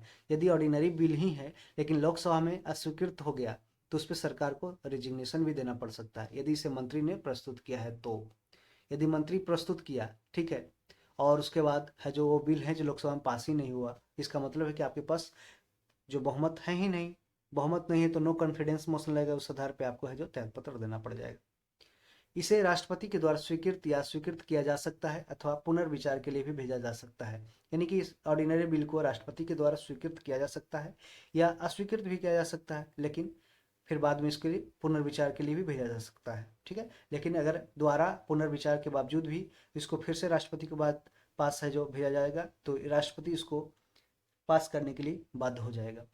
धन विधेयक और संविधान संशोधन विधेयक के संबंध में देखिए, धन विधेयक यानी कि मनी बिल और संविधान संशोधन विधेयक यानी constitution amendment act amendment bill के संबंध में दोनों सदनों की संयुक्त बैठक नहीं बुलाई जा सकती है। देखिए, जब मनी बिल हो या कोई कॉन्स्टिट्यूशन का अमेंडमेंट करना है, उसका बिल हो, तो उस स्थिति में है जो राष्ट्रपति के द्वारा है जो ज्वाइंट सिटिंग नहीं बुलाया जा सकता है। इसलिए नहीं बुलाया जाता है क्योंकि यदि मनी बिल और जो संविधान संशोधन बिल है उस पर अगर दोनों को बैठा दिया जाए साथ में, तो बहुमत किसका होगा? तो बहुमत जाहिर सी बात है कि लोकसभा का होगा। ज़्यादा से ज़्यादा है जो रूलिंग गवर्नमेंट है उसका ज़्यादा से ज़्यादा है जो बहुमत हो जाएगा, और बहुमत से वो है जो बिल पास कर देगा। तो ऐसा स्थिति में धन विधेयक और संविधान संशोधन विधेयक के रूप में ज्वाइंट सिटिंग नहीं बैठता है, जबकि ऑर्डिनरी बिल पे बैठ सकता है। अब मनी बिल के बारे में जानते हैं, धन विधेयक के बारे में जानते हैं। इसका जिक्र है जो आर्टिकल 110 में किया गया है। इसे केवल लोकसभा में प्रस्तावित किया जा सकता है। यदि वो राज्य में हो तो राज्य विधानसभा में। इसे केवल सरकार के किसी मंत्री के द्वारा ही प्रस्तुत किया जा सकता है। इसे सदन में राष्ट्रपति की संस्तुति से ही इंट्रोड्यूस किया जा सकता है। देखिए, सदन में है जो राष्ट्रपति की बिना संस्तुति से इसको इंट्रोड्यूस नहीं किया जा सकता है। ठीक है, तो इसे संसद में यानी कि सदन में राष्ट्रपति की संस्तुति से यानी कि उसके रिकमेंडेशन से, उसके परमिशन से ही इंट्रोड्यूस किया जा सकता है। इसे राज्यसभा के द्वारा संशोधित या अस्वीकृत नहीं किया जा सकता है। तो राज्यसभा है जो इस पे संशोधित या अस्वीकृत नहीं किया कर सकता है किसको? मनी बिल को। इसे राज्यसभा अधिकतम कितने दिनों के लिए? 14 दिनों के लिए रोक के रख सकती है, जबकि ऑर्डिनरी बिल को 6 महीने तक। इसे लोकसभा अध्यक्ष के द्वारा धन विधेयक के रूप में प्रमाणित किए जाने की आवश्यकता होती है। तो लोकसभा के अध्यक्ष के द्वारा ही किसी भी धन विधेयक को धन विधेयक है या नहीं ये डिसाइड किया जाता है। इसमें दोनों सदनों के बीच असहमति का कोई अवसर ही नहीं होता है, यानी कि कोई असहमति का कोई अवसर ही नहीं होता, इसलिए कोई भी संयुक्त बैठक है जो नहीं बैठता है। ठीक है, इसे केवल लोकसभा से पारित होने के बाद राष्ट्रपति के हस्ताक्षर के लिए भेजा जाता है। यह विधेयक लोकसभा में अस्वीकृत होने पर सरकार को त्यागपत्र देना पड़ता है। यदि मनी बिल है जो लोकसभा में फेल हो गया, पास नहीं हो पाया, तो सरकार को रिजाइन करना पड़ेगा। इसे राष्ट्रपति के द्वारा स्वीकृत या स्वीकृत किया जा सकता है, परंतु पुनर्विचार के लिए नहीं लौटाया जा सकता है। और ये जो पुनर्विचार वाला कंसेप्ट है वो 44वें संविधान संशोधन के द्वारा है जो लाया गया था। ठीक है, तो मनी बिल के केस में है जो पुनर्विचार के लिए मनी बिल को लौटाया नहीं जा सकता है राष्ट्रपति के द्वारा। ठीक है, प्राक्कलन समिति एस्टिमेट्स कमेटी संसद के किस सदन के सदस्यों से गठित की जाती है, तो ये सिर्फ लोकसभा के सदस्यों के द्वारा है जो गठित की जाती है, और इसमें सिर्फ 30 सदस्य होते हैं। 30 सदस्य है जो सिर्फ लोकसभा के होते हैं। एस्टिमेट कमेटी का क्या फंक्शन है? इसका काम है बस जो लोकसभा यानी कि जो रूलिंग गवर्नमेंट है उसके द्वारा बजट तैयार की जाती है उसके बारे में उसको जांच पड़ताल करना, कितने सही है, कैसा अनुमानित किया गया है, क्या ये वास्तव में सही होना चाहिए। प्लेटफॉर्म जो मतलब कि एक क्या बोलते हैं उसको, कि जो सरकार के द्वारा बजट एस्टिमेट किया गया है वो रियल मायने में, रियल हाशिए पे जो है या नहीं है। ठीक है, ऐसा जो एस्टिमेट कमेटी के लिए ऐसा उसका फंक्शन है। ठीक है, कोई भी कानूनी विधेयक यानी कि लीगल बिल संसद के किस सदन में प्रस्तुत किया जा सकता है? तो संसद के किसी भी सदन में है जो कोई भी लीगल बिल को संसद के किसी भी सदन में पेश किया जा सकता है। भारतीय संसद के दोनों सदनों की संयुक्त बैठक साधारण विधेयक यानी कि ऑर्डिनरी बिल तथा वित्त विधेयक की फाइनेंस बिल दोनों के संबंध में हो सकती है। तो संयुक्त बैठक है जो आर्टिकल 108 में दिया गया है और ये ऑस्ट्रेलिया से लिया गया है, और साधारण बिल तथा फाइनेंस बिल दोनों के संबंध में ये जो ज्वाइंट सेटिंग है वो बैठ सकती है। और इसका हेड कौन होता है, इसका प्रेसिडेंट कौन होता है? तो लोकसभा के स्पीकर होता है। और ये मनी बिल के केस में और कॉन्स्टिट्यूशन अमेंडमेंट एक्ट यानी कि बिल में जो संविधान संशोधन बिल है उसके में ये संयुक्त बैठक नहीं बैठ सकती है। ठीक है,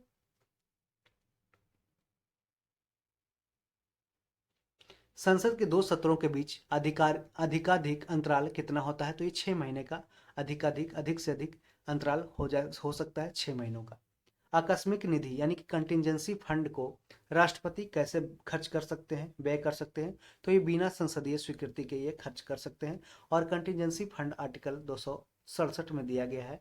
यानी कि कंटिजेंसी फंड का मतलब क्या होता है कि ये ऐसे फंड है जहाँ पे 500 करोड़ का एक जैसे कि कॉर्पस तैयार किया गया है, वहाँ पे फंडिंग मतलब कि एक गुल्लक है यानी कि एक पॉकेट है, उसमें 500 करोड़ रुपया डाल दिया गया है। और राष्ट्रपति के अंदर है जो उस पैसा को रख दिया गया है कि आप है जो कोई भी अगर इमरजेंसी का सिचुएशन आए, जैसे बाढ़ आ गया, तूफान आ गया, यानी कि अचानक से भूकंप आ गया, तो उसको रेस्क्यू ऑपरेशन के लिए आपको उसको पैसा से निकाल करके आप है जो यूज कर सकते हैं। और फिर बाद में आप है जो जो संसद बैठेगा तो दोनों सदन के जो परमिशन से फिर से 500 करोड़ रुपये उसमें डाल दिया जाएगा। ऐसा प्रोविजन है जो कंटिजेंसी फंड का है।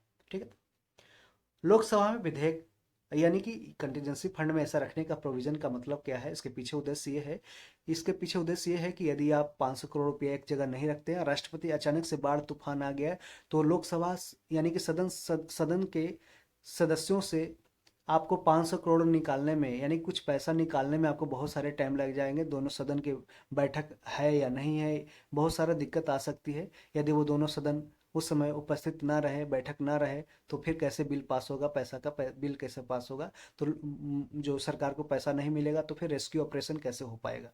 इसके लिए कंटिजेंसी फंड बनाया गया है, इमरजेंसी फंड इसको बोलते हैं। लोकसभा में विधेयक पर आम बहस किस वाचन में होती है? तो ये द्वितीय वाचन में होती है। तो लोकसभा में विधेयक पर यानी कि बिल पर आम बहस है जो किस वाचन में होती है? तो द्वितीय वाचन में होती है।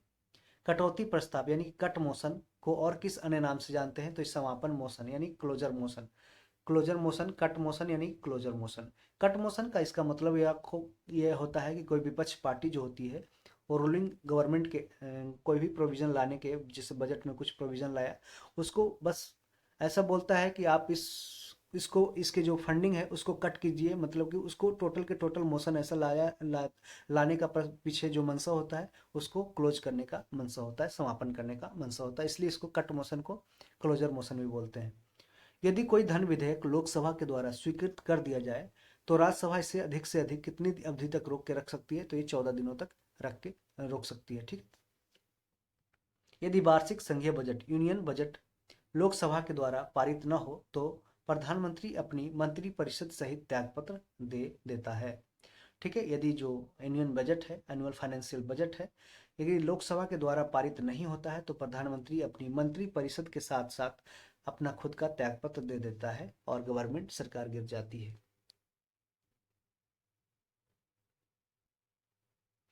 लोकसभा तथा राज्यसभा के संयुक्त अधिवेशन यानी कि ज्वाइंट सेशन की अध्यक्षता कौन करता है? तो ये लोकसभा के अध्यक्ष करते हैं। संसद की किस समिति में राज्यसभा का प्रतिनिधित्व नहीं होता है? तो ये प्राक्कलन समिति में नहीं होता है। एस्टिमेट्स कमेटी में 30 सदस्य होते हैं और 30 है जो लोकसभा से होते हैं। ठीक है। अंतर्राष्ट्रीय संधियों को भारत के किसी भाग अथवा संपूर्ण भारत में लागू करने के लिए संसद कोई भी कानून बना सकती है बिना किसी राज्य की सहमति से। तो अंतर्राष्ट्रीय जो संधि इंटरनेशनल ट्रीटी है उसको भारत के किसी भाग अथवा संपूर्ण भारत में लागू करने के लिए संसद कोई भी कानून बना सकती है बिना किसी राज्य की सहमति से। यदि जैसे कि भारत सरकार का कोई भी जो मंत्री है यानी कि विदेश मंत्री कोई इंटरनेशनल ट्रीटी के लिए अमेरिका गया या कोई भी ब्राज़ील गया और उस देश के साथ जब संधि साइन कर रहा होता है तो क्या वो इतना उसके पास टाइम रहेगा कि वो सारे राज्यों से सहमति लेगा और उस पर फिर है जो ट्रीटी करेगा? ऐसा करेगा तो सारा ट्रीटी ही खत्म हो जाएगा। उसके पास टाइम ही नहीं रहेगा कि कोई भी ट्रीटी वो कोई भी गवर्नमेंट एक्सेप्ट कर पाए। ठीक है। तो इसलिए जल्दी से जल्दी काम को निपटारा करने के ज़्यादा से ज़्यादा हसल को ख़त्म करने के लिए है जो ये राज्य की सहमति को ख़त्म कर दिया गया है। ठीक है। संसद की लोक लेखा समिति का प्रमुख कार्य क्या है कि शासन के वित्तीय संसद की लोक लेखा समिति का प्रमुख कार्य शासन के वित्तीय लेखा एवं विनिमय तथा नियंत्रक महालेखक परीक्षक की रिपोर्ट का परीक्षण करना है। तो लोक लेखा समिति जो पब्लिक अकाउंट कमेटी है उसका काम है बस कि जो कैग का रिपोर्ट है, फाइनेंशियल बजट है, फाइनेंशियल जो अकाउंटिंग होता है उसका है जो रिपोर्ट का परीक्षण करना है। और ये पब्लिक अकाउंट कमेटी में टोटल 22 सदस्य होते हैं, 15 प्लस 7। ठीक है। 15 लोकसभा से और 7 राज्यसभा से। भारतीय संसद किसके माध्यम से प्रशासन पर नियंत्रण करती है? तो इस संसदीय समितियों के माध्यम से यानी कि पार्लियामेंट्री कमेटी के माध्यम से ही भारतीय संसद है जो एडमिनिस्ट्रेशन पर कंट्रोल करती है। लोक लेखा समिति यानी कि पब्लिक अकाउंट कमेटी में कुल कितने होते हैं? 22 सदस्य होते हैं जिसमें से 15 लोकसभा के और 7 हैं जो राज्यसभा के होते हैं। ठीक है, यही लिखा हुआ। वर्तमान में राज्यसभा में 245 सदस्य हैं जिनमें से 225 सदस्य राज्यों से हैं और 8 सदस्य संघ राज्य क्षेत्रों से चुनकर आते हैं तथा 12 सदस्य राष्ट्रपति के द्वारा मनोनीत किए जाते हैं, जैसे literature, arts, science, social science के क्षेत्रों में। तो टोटल अभी वर्तमान में 245 सदस्य हैं राज्यसभा में, 225 सदस्य राज्यों से आते हैं और 8 सदस्य जो यूनियन टेरिटरी से यूटी से आते हैं और 12 है जो राष्ट्रपति के द्वारा मनोनीत किए जाते हैं। सरकार के द्वारा लोकसभा में अपना बहुमत सिद्ध करने के लिए कौन सा प्रस्ताव रखा जाता है? तो ये कॉन्फिडेंस मोशन रखा जाता है कि उसका कॉन्फिडेंस है, गवर्नमेंट में कॉन्फिडेंस है, विश्वास है कि हमारा बहुमत है। और वही है जो विपक्ष के द्वारा है जो लोकसभा या राज्यसभा में है जो सरकार को गिराने के लिए है जो नो कॉन्फिडेंस मोशन है जो लाया जाता है कि ताकि सरकार के अपना बहुमत है जो साबित करे और उसका बहुमत है जो रियल रियल जो फॉर्मेट में उसका है जो वहाँ पे साबित ना हो पाए और सरकार गिर जाए और उसको बाद में री इलेक्शन हो या फिर उसका है जो सरकार गिरने के बाद री इलेक्शन हो, री इलेक्शन में फिर जीतने का मौका मिले। भारतीय संसद के दोनों सदनों की प्रथम संयुक्त बैठक किस विधेयक पर हुई थी? तो ये डॉरी एबोलिशन बिल पर वर्ष 1961 में हुआ था। दहेज उन्मूलन विधेयक पर सबसे पहला है जो संयुक्त बैठक बिल है जो भारतीय संसद के दोनों सदनों की प्रथम संयुक्त बैठक हुई थी किस पे?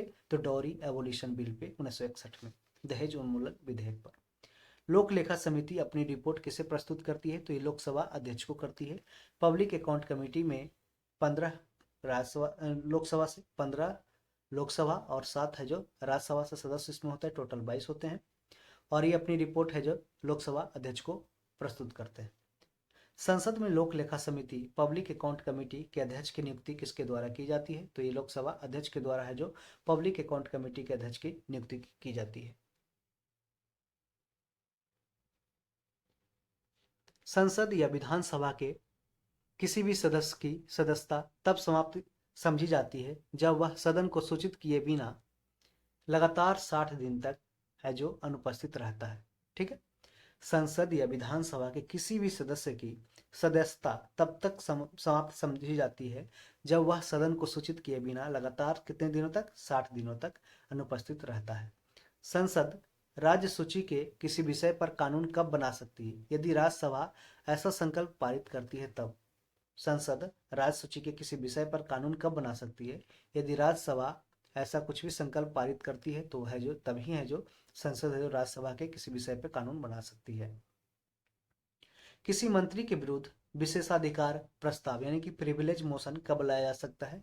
जब वह मंत्री किसी मामले के तथ्यों को रोकता है तथा या तथ्यों का गलत वर्णन देता है। यानी कोई भी जो मेंबर ऑफ पार्लियामेंट है उसको प्रिविलेज मोशन उस पर लाया जा सकता है जब वह किसी भी माने कि किसी भी मामले के बारे में कुछ गलत बोल दिया या कुछ गलत वर्णन कर दिया या कुछ बोलने से अपने आप को बचा रहा हो, तब उस पर है जो प्रिविलेज मोशन लाया जा सकता है। संसद के द्वारा वर्ष 1989 में निर्मित कानून के अनुसार एक नागरिक के वयस्क होने की आयु कितनी है? तो ये 18 वर्ष है। ठीक है, और 18 वर्ष में ही ये वोट देने का अधिकार इसे मिल गया था। लोकसभा में शून्य काल की अवधि अधिक से अधिक कितनी हो सकती है? तो ये घंटा की हो सकती है। जैसे ये शून्य आवर मतलब 00 से जो 1 होता है 13 बजता है, उस समय के कार्यकाल को 0 आवर बोलते हैं, शून्यकाल। संसद में स्थगन प्रस्ताव यानी कि एडजर्नमेंट मोशन लाने का उद्देश्य सार्वजनिक महत्व के अति आवश्यक मुद्दों पर बहस करना होता है। यानी कि कुछ अचानक से घटना हो गया, जैसे का केस हो गया कोविड का केस हो गया, तो उसमें मतलब कि ऐसा कुछ भी इंपॉर्टेंट जो अति आवश्यक मुद्दा है उस पर बहस करने का जो सार्वजनिक महत्व के विषय हो उस पर, इसके लिए एडजर्नमेंट मोशन लाया जाता है, स्थगन प्रस्ताव लाया जाता है संसद में।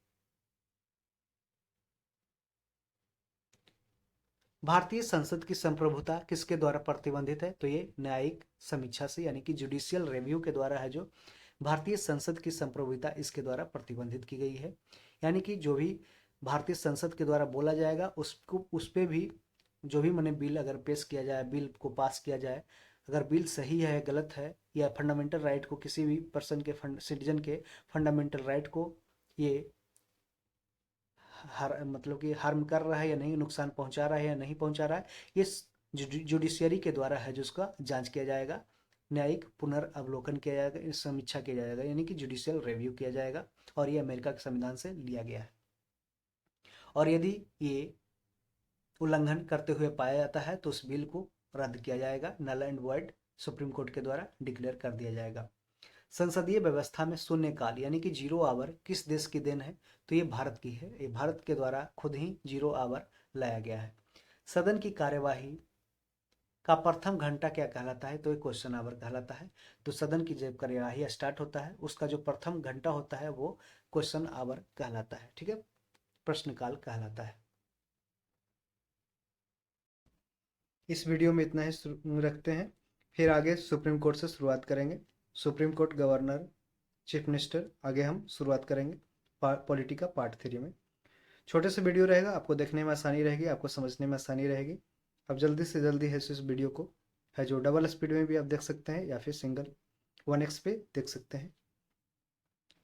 तो आने वाले जो अभी बिहार दरोगा के 1275 प्लस फिर 64 वैकेंसी जो आई है उसके लिए काफ़ी इंपॉर्टेंट ये वीडियो रहने वाली है। बिहार पुलिस BPSC 70th जो होने वाली है उसके लिए, बिहार SSC के लिए, सारे पॉलिटी को जो सेक्शन है जितने पूछे जाते हैं क्वेश्चन उसके लिए काफ़ी इंपॉर्टेंट ये बुक है NCERT सार संग्रह। ये महेश बर्णवाल के द्वारा ये रचित की गई है। ठीक है, तो ये काफ़ी इंपॉर्टेंट है, आप इसको वीडियो को कम्प्लीटली देखें और चैनल पे पहली बार आए हैं तो इसे अपना प्यार दें। धन्यवाद, ऑल द बेस्ट।